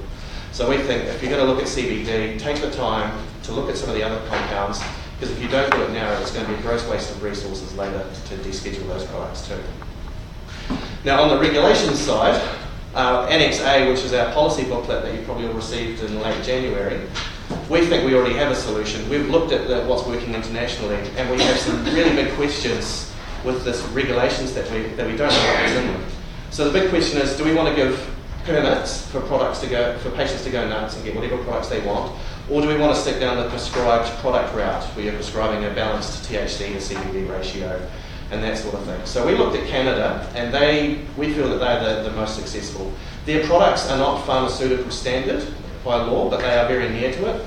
So Dr. Reddy, you talked in your speech about the near pharmaceuticals. Those products over there are called GPP as their standard, but we call it near pharmaceutical. So their products are actually transitioning to pharmaceutical as the companies are around longer. So for example, the Canadian company Tilray, their first few applications were non-pharmaceutical. However, their next batch of products coming into New Zealand has made the transition to pharmaceutical grade. The product hasn't magically changed, it's just a bit of paperwork. But they set up their regulatory regime so the companies could get set up with lower standard products now that doctors can still trust. And then further down the track, as when it's in the business's interests, when they want to go to export, that they are self-incentivized to take that step to pharmaceutical grade. The other issue with Canada though is patients are allowed to grow their own, and doctors don't want to have a bar of that. So we propose in our policy that if we're going to have a licensing agency to set up a big commercial production, then perhaps it should be able to review individual patients on a case-by-case basis to license them to grow for themselves. So there'll be criteria involved in that, especially around diversion. I don't think we want to be giving permits to patch gang members. But at the same time, if someone's got MS, and we all know cannabis works for MS, there's a whole bunch of phase 3 clinical trials, despite what some other people will say. For someone with MS, we have efficacy that it works. Perhaps they've been on this product for 6 months and the doctor signs off on it and they can't afford it. So the Ministry of Health themselves could perhaps sign off on an individual patient for a limited amount of growth. As I discussed earlier, we talk about limits, and pre-election, some of the political parties were talking about plant counts. And you can grow plants so big that you need a chainsaw to cut them down. So plant counts are not the way to go. If you're going to set standards, you set it on area because you can only grow so much plant in that area. So the other thing is, when we talk about these product standards, it has a direct bearing on cost. So in our Annex B here, we've got a nice visual slide view wall of where we're at the moment, where Sativex is about 75 cents a milligram. Tilray, which is that near pharmaceutical that's now making the transition to pharmaceutical, that's about 60 cents a milligram. There's another product that I've had approved that we're waiting to come in, that's down to 40 cents a milligram. Now, if we were to switch that to domestic production here and looking at what the Canadians actually pay for their products versus what we do, we could get it down to 25 cents a milligram for these near pharmaceuticals. So that's less than a third of what people are currently paying. But even then, that is still too much for patients. So we're talking down to $100 a week. If you're on a sickness benefit, that's too much. So another thing we've proposed that no one else has really looked at is we need a funding scheme for medical cannabis for those patients where it does work. If we talk about epilepsy, I'm going to get into the really, really heavy stuff here. About 15 milligrams per kilo body weight is the average dose for an epileptic kid in Australia of pure CBD. For a 50, Sorry, could you say that again? 15 milligrams per kilo of body weight. So for a 50 kg teen, we could be talking 700 milligrams a day, and at 25, 30 cents a milligram, you're talking hundreds of dollars a day. These patients, no one's talked about the epileptic kids, and that's because they can't afford it. And they've got legal access now. Starship's now prepared to apply for a handful of patients, but they can't do that ethically until funding is sorted. So what we've proposed is similar to the Pharmax MPPA scheme, is that there's a separate fund for those patients. Now, bearing in mind we're in tight fiscal times, we would propose that these licensed producers at the commercial end that the government is setting up, all of the tax revenues that the government collects from that, that should all be earmarked for funding for patients, so that the epileptic kids can actually have a chance at trying CBD to see if it works for them. Because no which way since Sunday, anything in the regulations at the moment is actually going to help the people who need it the most. I'd also like to touch on evidence. There is a lot of evidence, but most of it is in the phase 1 to 2 level. So on our new graphic that we've sent through you, we've got a nice handy slide explaining the phases of research. So phase 3, which is the gold standard, random, placebo, randomly controlled trials, they are what we call woodwork or clinical certainty. So when organisations say that there's no evidence, what they're really saying is that there's no phase 3s to their satisfaction. There's plenty of phase 2s for a whole lot of things, and the preclinical stuff, the amount of conditions that are being treated are astounding. I met with the CEO of one of the Canadian companies. They have 22,000 patients on their books, and they service 168 conditions. Nearly 60% of those patients are for chronic pain disorders. Nearly 20% are for neurological disorders like epilepsy and motor neuron disease, but only 10% were actually for cancer or oncological disorders or problems. So this bill, and talking about terminal conditions, specifically meaning cancer, is really only servicing 10% of the market. So we've got a lot of work to do there. And I'd just like to highlight where this research is going, because you're going to hear a lot of negatives on the research from some of the official bodies. This time here was written by an American organisation, the National Academy of Sciences. 10,000 articles and went into the review. And their view was that there is substantial evidence that cannabis is effective for the treatment of chronic pain in adults. The Faculty of Pain Medicine for Australia and New Zealand says, with the possible exception of pain and spasticity and MS, there is little evidence for the effectiveness of cannabinoids in chronic non-cancer pain situations, whether or not that pain attracts the descriptor of neuropathic. So we've got these really big disparities between what the literature says when you actually amalgamate it all and do a decent bit of research versus what some of the medical specialists say, particularly the pain specialists. Our experience being a guerrilla med safe, as David Seymour called it, trying to get non-pharmaceutical products approved, is that neurologists are more on board than other fields. So they're using it for MS, they're starting to use it for epilepsy. They even went out on their limb and tried it for Tourette syndrome. And for severe Tourette syndrome in New Zealand, the clinical success rate is 100%. Yet there's no phase 3 clinical trial behind it. So we really think that GPs should be able to prescribe it as they see fit. And those GPs that are squeamish about it, we think that we need a medical specialty for specialists who are up to the play with the different types of cannabis and the strains and the different effects. So that your average GP who might have a chronic pain patient who's stuck on methadone, they might go, cannabis is right for you, but I don't know much about it. I want to send you to Dr. G, he knows all about it. He'll find out, sort you out what's balanced for you and what works, and then in 3 weeks' time you come back to me and I'll fill out the repeats. That already happens for other medicines. In my personal situation, my wife's on methadone, and in Canada, methadone is a fourth line treatment for chronic neuropathic pain. Cannabis is third line. So in an evidence-based society where we've actually got over the hill that this is cannabis, they actually put it in the categories of where it's appropriate to use it, and cannabis should be a third line treatment in Canada, so you'd use that before you use methadone. But in hard drugs like methadone, digressing, getting back to it, a GP would never really feel comfortable starting out prescribing methadone for a patient, but once the pain clinic has got them sorted and got them on a balanced dose, then the GP will keep doing the scripts for years and years as required. So we really want to shoehorn this into the medical system. Some of them want to throw it into complementary and alternative medicines. We've got some other ideas too. We think nurse practitioners, if it's in their field of scope, considering the safety profile of cannabis, that nurse practitioners should be able to prescribe, and that would have huge benefits at the hospice and for palliative care for legal access as well. Just having more prescribers and encouraging them to actually develop their knowledge on the topic. Because we have a handful of specialists in New Zealand who are already starting to aggressively dish it out. But we've got a whole lot of GPs in particular who are just telling their patients porkies about the legality of their prescribing CBD. We've got prescribers who are lying to their patients at the moment, even when they can prescribe it. And there's such a lack of knowledge there that when I've been advocating for patients for these near pharmaceutical products in Canada, I'm telling neurologists how to actually prescribe the stuff. So we've got this issue where a lot of the patients know more than some of the medical professionals. And it's got to stop, and we've got to do something with this bill to fix all of that. Questions? Thank you. Very good submission. You're like a walking encyclopedia. I have wanted to button on just about every question you've asked.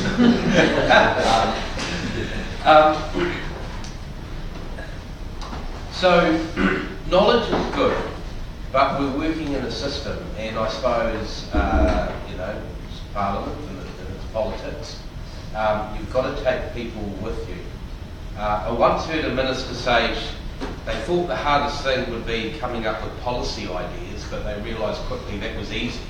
It was getting it through the House and getting support so it came into law. So where I'm getting at is,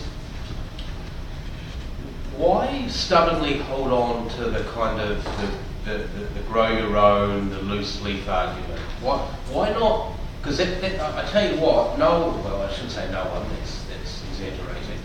The majority of people in the electorate I represent, the Waimakariri, don't want people growing cannabis for whatever reason. So perception, that fear is perception, but it's reality. Whatever's perceived is reality. Why not park that and just stick with the CBD? Because that seems to be the strongest argument.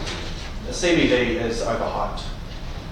For epilepsy, they developed pure CBD for epilepsy for political purposes, and the doses required when you're using pure CBD are orders of magnitude larger than if you're using a high CBD product. So if we refer to the other annex, and we've got the sliding scale of potencies, the high CBD products that are about a 1 to 20 ratio, where you get a little bit of THC and a lot of CBD, you need orders of magnitude less medicine to get the same effect, which has a direct bearing on parents being able to afford a few $1,000s a year versus $50,000 to $100,000 a year for pure CBD. And that's for the one without trials. When the Epidiolex product for the trials comes in, you're talking $200K a year for a teenager for epilepsy. And I don't see pharma going to be dishing out $200K for a kid who has a high chance of dying anyway. So if we didn't mention grow your own, which is what our patients want, we're probably doing a disservice to the patients. If you don't have the appetite to do that now, I would suggest having the regulatory system look at the possibility of licensing patients, but then pegging that to the referendum or something further down the track. But at least look at it, because it's working in Canada. There is a bit of diversion in every country. But to be honest, in a country that's now has a pea epidemic, if we could swap out half the pea for half the cannabis, that would not be a bad thing anyway. Looking at the harms of cannabis, and this is going way out of the scope of us as a charity, a lot of the Class C drugs are actually safer than alcohol. So we've got a really big issue there when we're worrying about diverting stuff when we can go down and buy alcohol in the grocery store. Yeah, thank you for your presentation. In terms of the home grower, what are the unintended consequences that you consider? There's always a risk of diversion. However, if we keep it restricted to those that are severe and debilitating, that medicine's a lifeline, and I don't see those people, if it's given to them as a privilege, I don't see them selling ounces on the street when that's 2 weeks worth of pain relief for them. If we keep it to the very severe patients, I don't think there's going to be much risk of that. Now, if you give it to those with more mild conditions, which is what happens in Colorado and that, and, oh, I've got a sore back and I'm a mid-20s white guy, then yeah, there's a risk. However, if we keep it to those that are really sick, those with MS, and those that are ended up on oxy and methadone for severe chronic pain, it's a negligible risk, I'd say. Most patients would hoard it all for themselves. There's no risk of it going out into the wild. And the safety. Well, I have differing opinions to some of the others. There is risks with psychosis. However, at a population level, the countries that use the most cannabis don't have the most psychosis. It doesn't create it, but with those that are prone to it, it comes on earlier and it comes on stronger. There's more severe effects. But they've actually already isolated 2 genes for that, ATK1 and CONT1. There's 2 genes that one day you'll be able to take a pinprick blood test and say cannabis isn't right for you. That's still 5 to 10 years away. But yeah, when we talk about cannabis use disorder, it's the official number is about 9%.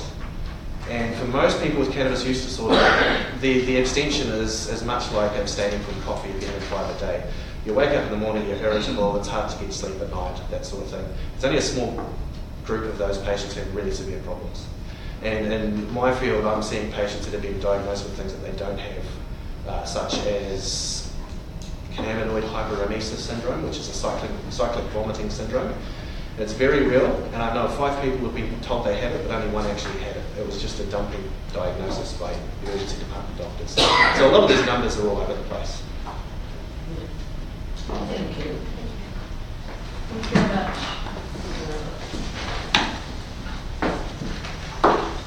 So we have the Royal New Zealand College of General Practitioners Summaries.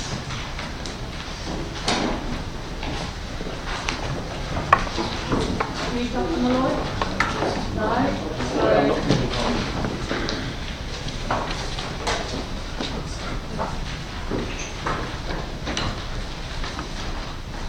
I'll let you introduce yourselves, maybe. Well, my name is Tim Malloy. I'm a GP from the Metropolis of Wellsford, North Auckland. I'm Richard Medicott. I'm a GP here in Wellington, sunny suburbs of Island Bay. I'm Helen Walker-Banner, I'm the CEO of the college. Lovely. Thank you for your submission. So we're here from the Royal New Zealand College of General Practitioners, and Richard and I both practicing GPs of some excessive years duration. I'm not even going to count the number. But we're a membership body. We represent 4,800 general practitioners, and we asked our members for feedback on this bill and consulted with a number of key advisory groups within the college. We understand the motivation behind the bill. General practitioners are generally compassionate, and we want to provide the best possible care for our patients. We know that the committee has read our submissions, so we want to emphasise our 3 main points. Number 1, the misunderstanding of cannabis products. The way medicinal cannabis is talked about is confusing and unhelpful. Medicinal cannabis must go through clinical trials and be approved by MedSafe. Other forms of cannabis products that are used therapeutically, for example cannabis oils, balms, or for some people smoking, can have little in the way of quality control and have other health risks. Number 2, GPs will support MedSafe approved cannabis products. MedSafe approval means the products are proven, they have a clinical benefit, have been tested, and are of a known quality. MedSafe is a trusted authority which checks whether medicines are safe.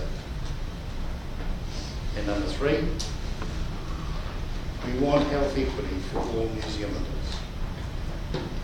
Part of the reason for this bill is to improve access to beneficial treatments, including the potential of medicinal cannabis, for all of New Zealand. There is an equity issue here, as Pharmac does not currently fund Sativex, and most people would not be able to afford it, about $1,000 a month, without funding. And those are the 3 main points that we've undertaken in our submission.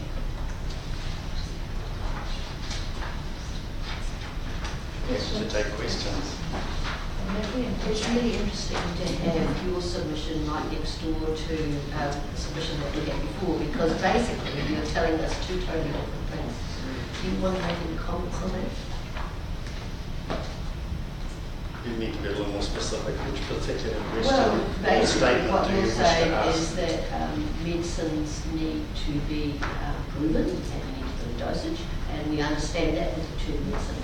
Whereas what the previous submitter said was actually doctors don't understand what's going on, that they're behind the times in terms of what's happening internationally. They should be more open-minded, and there is an opportunity to be more supportive of people with different conditions if the doctors were a little bit more open-minded. Sorry. What can I say? I don't think that we were that far apart in many ways. I believe that you were talking about also doctors wanting to know what it is they're prescribing. And while we do have a framework for non-medicinal grade products, which we support the Medical Council's framework for complementary alternative medicine products, where you don't necessarily know what they're getting, that you can have a bit of a discussion about it. The other thing in terms of doctors being behind the eight ball, I hear this quite often, and it's slightly frustrating because we do respond to what is available. So let's take some really great things recently. We've had hepatitis C funding for GPs in the last 18 months. So we upskilled when that became available and learned how to use it. We've just had pre-exposure prophylaxis for HIV approved for GP use. Now you can go and do an online course to learn about that. At the moment, it's really very, very hard to prescribe anything beyond Sativex, and even that's not easy, let alone the cost. So if the products are available, then we will do the learning. And I think you're completely correct as well. Often we do learn from our consultant colleagues. We're all specialists in our own right. But some of us will be quite happy to prescribe off the bat with appropriate learning, and others will wait for, say, a specialist or a psychiatrist or whoever it may be to get the ball rolling. So I don't think we're that far apart. Well, that's going to make life easier for us. Thank you. Good morning. I'd like to talk a little bit to the scope, please. First of all, the ability for your members to reasonably accurately say that a patient will sort of be terminal in 12 months' time, firstly. Secondly, to me, it seems obvious admission that one of the parts of the scope is not that the patient will benefit. There's no reason or no indication that a medical practitioner should say, I think this patient should have cannabinoid products and that they will benefit. I make the case, most other jurisdictions do. I'd like your comment on that. And thirdly, have your members brought to your attention or raised the question of coercion in either the compliance of documentation or in the prescribing? So three parts to that: terminal care, recommendations, benefit from cannabis and cannabis products, and coercion. Can you talk to those three, please? Certainly, I'll begin with terminal care. As you know from clinical practice yourself, the reality is around predicting terminal care is impossible. The best you can do is a good guess. You know, I'm often quoted over the 35 years of care that I've been giving to people who've been dying. The reality is I can only actually ever be wrong. But that doesn't mean to say that we can't make an assessment around probability, and we do that on a regular basis in medicine all the time. So we can make judgments. That makes it very difficult to enforce a law, and what happens when it goes beyond your expectations? The answer is, I don't know. As things stand currently, none of the issues in which you can then be wrong about your terminal status guess actually make a great deal of difference further down the line. This may do so. I've yet to work out what the implications are. Second issue. benefit. The legislation doesn't say that one of the criteria should be that in the medical practitioner's view there should benefit for this. Other jurisdictions do. The benefit in practical terms in the clinical context that we're talking about are likely to be occurring where other treatment options have failed, and you were saying, I think this might offer a benefit, and it will probably be on a, as many of these scenarios are, try and see basis. That is the practical reality, is benefit in these circumstances. So that's off-record documentation rather than legislative. Correct. Third point was coercion. Have your members expressed any concerns around coercion? Some of our members have, yes. Can I just ask a supplement? Have either of you prescribed or said to patients that you were treating that possibly cannabis is a good medicine? I haven't prescribed cannabis personally. I haven't prescribed it, but I think most GPs would have patients who have used it. So one example would be someone who was using CBD products in Canada and unavailable here and requires sleeping tablets. When she's in Canada, she doesn't need sleeping tablets. And that's kind of an N of one trial, which Tim alluded to. You know, it's very hard. I mean, the N of one, we're talking about trials and trial sizes, N of one, it's one person, to see if it works. Because actually, you look at most things that we prescribe, most things we prescribe don't work for most people. They work for some people. It's a case of going through a series. I'm not aware of the Canadian levels of evidence which puts, say, cannabis products above morphine or methadone for grade 4, but you're going to go through a number of things to see what works, and hopefully something will. And that's just drugs. Clearly there's psychological treatments for pain and support for having feeling valued and loved is great for pain and so on and so forth. We're not talking about that today, I guess. Just got, because the clarification around the requirement of you to verify a patient feels that has a terminal illness is a rationale justification for them using it and then not being prosecuted. So that's why it's been written into the legislation. It's not about GPs actually prescribing or having a conversation with their patients. It's when a patient chooses, and then that is, I guess, a rationale for them making that choice, for them not to be prosecuted. There's a fine line between writing certification and prescribing. Okay, because it's been modelled on what ACC, the requirements from ACC. So if you're a doctor and you're going through some sort of accident compensation process, the requirement of a doctor to verify that their patient has a particular condition. So that actually is the rationale. And so it's not about you colluding with the patient and being aware of them potentially breaking the law. It's just providing a rationale about why they have chosen to use cannabis, and then it's to enable them to then be exempted from prosecution. So certainly GPs want to work within frameworks, and the framework of the law is a pretty important framework to work through, and we also work with a framework of doing the best for our patients and acting as their advocates. So if someone has a terminal condition and is requiring certification about that, I don't see any, for whatever reason, be it a life insurance policy or for being able to avoid prosecution, then I don't see why GPs would not give certification. I think the risks of coercion are probably pretty low. I think most GPs are aware that the coercion risk is there for all kinds of things, be it benefit fiddling or other drugs, and most of us are reasonably switched on to that. That occurs, but it's life.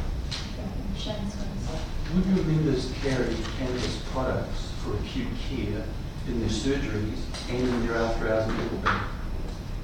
Currently? If this legislation was to proceed? No.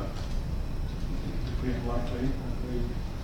I mean, you could maybe 10 years, if you had some medicinal grade prescribable product that was useful for acute care, then possibly, but at this stage we're so far away from that, it's kind of pure conjecture, so and I'm not sure this bill really addresses that.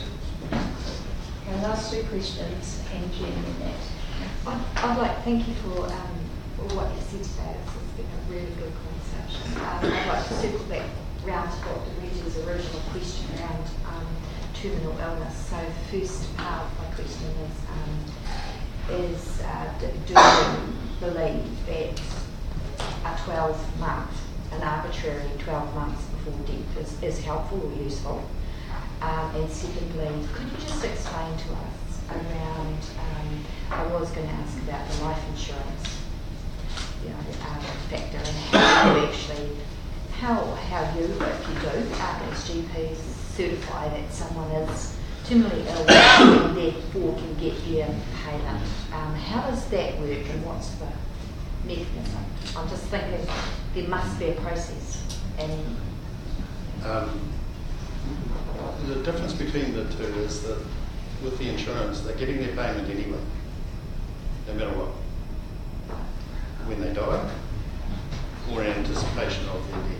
Yeah, I'm thinking about those. So if we're wrong, it doesn't actually make a lot of difference. Do you understand? Yes. Whereas in this scenario, we're certifying that somebody requires us for the purposes of the defence in law for something that we can't have precision around the 12-month or whatever criteria you were to choose. It's because we have a time frame on it that makes it very difficult for us to be precise. So therefore, do you feel that 12 months is unhelpful? Would it be a terminal? Would terminal be a better term without a time frame? The advantage of a time frame is that it does give you a ballpark, something to aim at. We're all terminal. Yes, I guess. Good point. Thank you for reminding us. It's tricky though, isn't it? I mean, one of the things we look at is survival curves. So if you've got, this is the point here, you've say got metastatic melanoma, and that survival curve, there'll be some people who have a miraculous cure, who just get better, but some die at 6 months, some die at 3 years. So the 1 year is kind of slightly difficult, and you make an estimate. So. An MP's office is quite a good barometer for issues. So I've had several people come and meet with me and raise probably the inequity or the concern around chronic illness, not currently in this bill.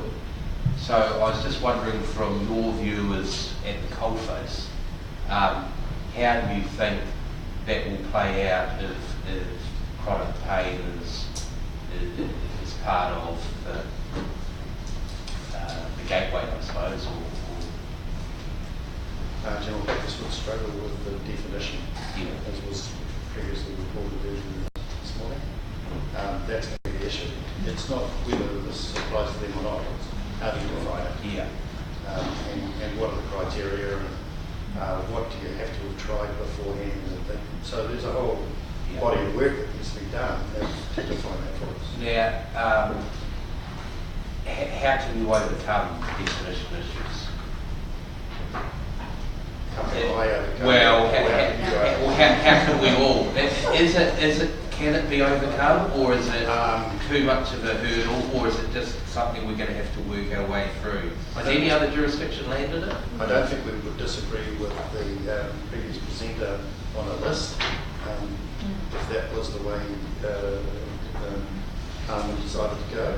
A list of conditions, probably with our specialist colleagues' involvement, probably with some clinical criteria around severity.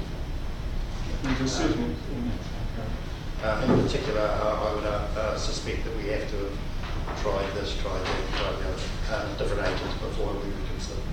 Just one more, Madam Chair. So, are you saying that in a perfect world, if that was worked through, then you, at an landed in a good place, you would support chronic pain being included in this. General practitioners will support the acts of Parliament that they are required to act on. Nice answer. we have, because this, I mean, the government decided to limit it to this issue, and so we haven't sought our members' views on for chronic pain. And I imagine, being a fairly broad church, we'd have a fairly broad number of opinions. But we'd address that if we're asked, and I guess we won't make that kind of policy decision on the fly. So yeah, because of course our advice as a committee, it's not possible to get through. So you're actually challenging that. Let's take an example. Gabapentin, which has been mentioned earlier, gabapentin for chronic neuropathic pain. We've got a special authority process of saying, for getting it funded, does this person have neuropathic pain? Tick, yes. Have they tried other things? Tick. You get approval for funding 3 months, we come back 3 months later. Did it help their pain? Tick, yes it did. You've got funding for 2 years. If it didn't help, well, you don't get any more funding. So we do have processes in place for kind of putting people through a sieve. Yeah, I just wanted to clarify, actually, I think it's about the options and then patient choice, and then it's about a cost safety analysis.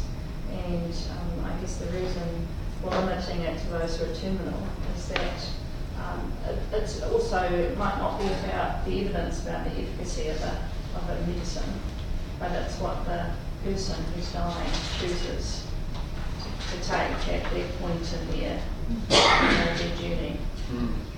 So a shame. You have some responsibility for best practice guidelines. This is probably an extension of what Matt was saying. And certainly many of us won't prescribe until we have guidelines from the college to protect and guide. Given the reservations you've stated, as the bill currently stands, would you be developing guidelines, best practice guidelines, despite your reservations? We would almost certainly be developing guidelines. No question. We would need to. The professionals are sitting there waiting for a direction. Thank you very much. So our final submission of the day is the Medical Research Institute of New Zealand and Medical Cannabis Research Collaboration, I think. Dr. Alex Semprini, Dr. Irene Braithwaite, and Dr. Joel Howard.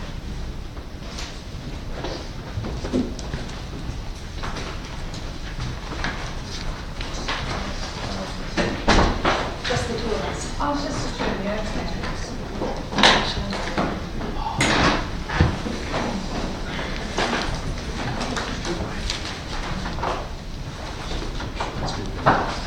We're in your hands. Thanks for hearing us. So, Dr. Alex Semprini, medical doctor, but I've got my research hat on. I'm the Deputy Director of the Medical Research Institute, as is Irene Braithwaite. And we've actually condensed 2 submissions, which will be very brief. Unfortunately, our colleague Michelle Glasswater couldn't be here today, so Irene will be speaking on part of the research collaborative.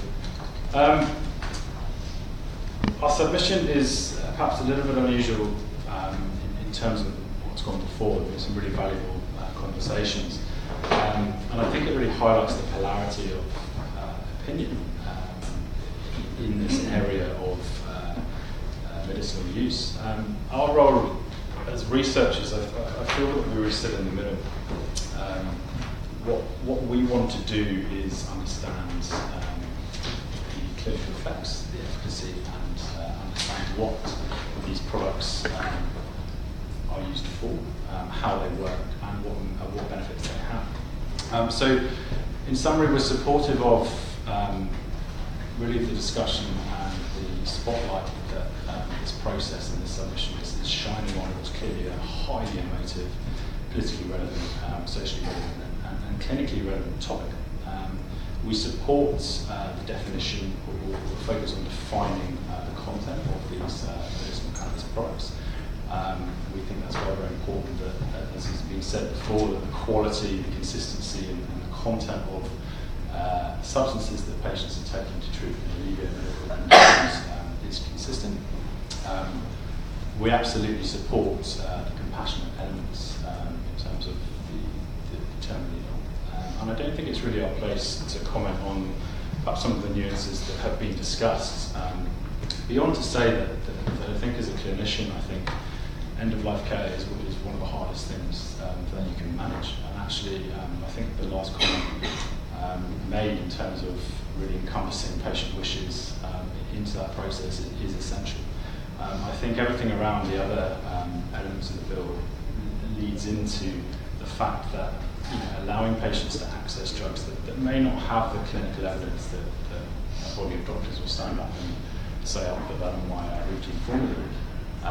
I think there's huge relevance to understanding what it is they're taking. So our real focus over the last 2 years has been to work with some New Zealand entities, international experts in the field, and this is in line with our sort of statement of mission as an institute, is that what we aim to do is conduct clinical research that has potential to change clinical outcomes for patients. And we believe that medicinal cannabis is one of these areas. So we've collected a team of experts within New Zealand. We've had some very interesting discussions with some New Zealand entities, both at the ministry, some private industry that really want to start growing medicinal grade or pharmaceutical grade products. And we really want to invest in trials. And our underlying message to this whole process is that irrespective of the regulatory pathways, whether it's available for all or it's tightly regulated in terms of pharmaceutical medicine, we believe that we still need to understand what these products do, what the cannabinoids do, and what the effects are. Another key point I'll just make in terms of the evidence, there's been a lot of sort of debate, the evidence is there, the evidence isn't there. The comment I'd like to make is that sometimes I think in our experience the type of evidence that we're collecting needs to change. Traditional clinical trials tend to collect highly defined, traditionally tested models of objective outcomes.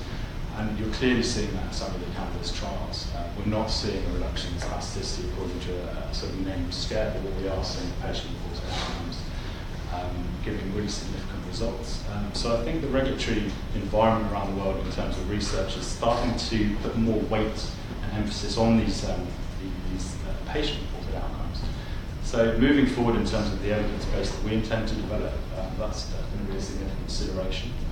We think it's important to do both objective and subjective outcomes, and we also hope that at the highest level in terms of funding for patients, those things will also be incorporated.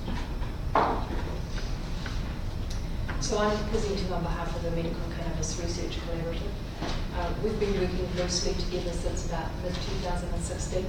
We've come about almost by accident. We've been approached, as our organisation, the Research Institute, has been approached to undertake clinical trials or consider the development of clinical trials for medicinal cannabinoid products. We've taken advice from a number of sources, and we now have a working group that consists of specialists in molecular cannabinoid pathways, specialists in good manufacturing practice, specialists in specifications and standardisation for medications, specialists in clinical research trials, and specialists in psychoactive substances. So we kind of now have a group that represents probably the entire process of what we want to consider when looking at medicinal cannabinoid products. Perhaps with the exception of employers who are out there doing random drug tests, and I think we need to think about how that fits into the legislative picture as well. Our aim is to be independent and to remain independent of pharmaceutical industries, and to consolidate expertise and capability that allows robust clinical research in the medical cannabinoid products in New Zealand for New Zealanders, looking at efficacy and effectiveness and safety. We want to increase the understanding of the evidence base for or against the use of medicinal cannabinoid products in specific clinical conditions. So I'm submitting today on behalf of the Research Collaborative. We think that medicinal cannabinoid products, medical cannabis, if it's going to have a medical claim, should actually meet the existing standards of current pharmaceutical products. When I go to the supermarket and I buy paracetamol, I know it's got 500 milligrams of acetaminophen in it. I know it's been manufactured in a safe environment, that's been monitored by Mensa, that meets strict quality and clinical control procedures. I I know for most of the stuff that I prescribe, I can prescribe it with purpose, understanding how it works, who it works for, and its efficacy and its safety going forward. The products that I prescribe today are of a known composition, a consistent quality, and when they make a medical claim, they're backed by clinical trials that show efficacy and safety. And we believe that medicinal cannabinoid products, if they're going to be called medicines and make medical claims, should follow that same process, which exists today. Questions? The question that we always come across, I mean, that makes sense to me, that's an evidence-based, but the problem always seems to be the cost of doing it and whether it's possible to have drugs that work at a reasonable price. Yeah, and I guess that's a fair question, but I think when you're prescribing with purpose, safety is a very important aspect of that. And to discount safety because it's expensive to measure those outcomes over the long term, I think is probably not best practice or good practice. All of our clinical trials have safety-related outcomes, and we want to be able to prescribe these products with that in mind, as well as understanding how they work, why they work, and who they work for, and where it fits in your schedule of treatments for those specific clinical conditions. And so just in terms of time frames, I mean, how quickly could you scale up to a decent sized randomised trial in terms of getting production up and running and then recruiting and then what's... I think the biggest issue is getting a product of sufficient quality and consistency. Certainly the producers that we've been involved with have, I think, found a very steep learning curve. Once we were supplied with a consistent pharmaceutical grade product, our usual route would be some safety studies, sort of phase 1, 2, 3. I think we could probably do safety toxicity type trials within 6 months, a year, get that written up, move on to some clinical pilot studies over another year. And we've certainly been exploring rationale conditions, getting stakeholders, various hospitals involved in specialties. I think it's always the phase 3 or 4 trials that take a very long time. So you're not thinking yourself of looking at local manufacturing and then trying that and thinking of something? Absolutely no. Well, currently it's just the local manufacturer, so our real aim is to get a New Zealand product into testing in New Zealand. We do have a couple of New Zealand-based manufacturers that are currently going through various regulatory processes with that in mind. And they're very supportive of having a New Zealand-based product made available to New Zealanders, and then it's more of an export. We would do studies with imported trials, but actually our experience and certainly some of the preclinical expertise, the experience of actually getting hold of sufficient quality products outside of pharmaceutical companies' pipelines is actually quite difficult. We're in quite a luxurious position in the sense that we're independent, so we can actually move forward with a trial based on clinical rationale, and that's really our intention, is really prioritise the areas that the patients want to see and really make it happen. But unfortunately there are some sort of funding and product hurdles to overcome, but we're working on it. And in the sense of time frame for those products locally? Currently it's 2019, but it was 2018 in translation. But they're making strong progress, and the ministry, I can say that all the parties involved have been very supportive and proactive. There's a lot of high-level institutions involved in terms of ensuring the growth, the consistency, and pedigree. So there is some serious effort being put into getting a product that potentially has an evidence base and is consistent in line with what Ivan said to the patients out there. Can I just make the point that we're actually independent of the manufacturers? What we represent is the pipeline, from a rationale for why you would try a medicinal cannabinoid in the first place, right through to demonstrating efficacy and safety in a clinical trial.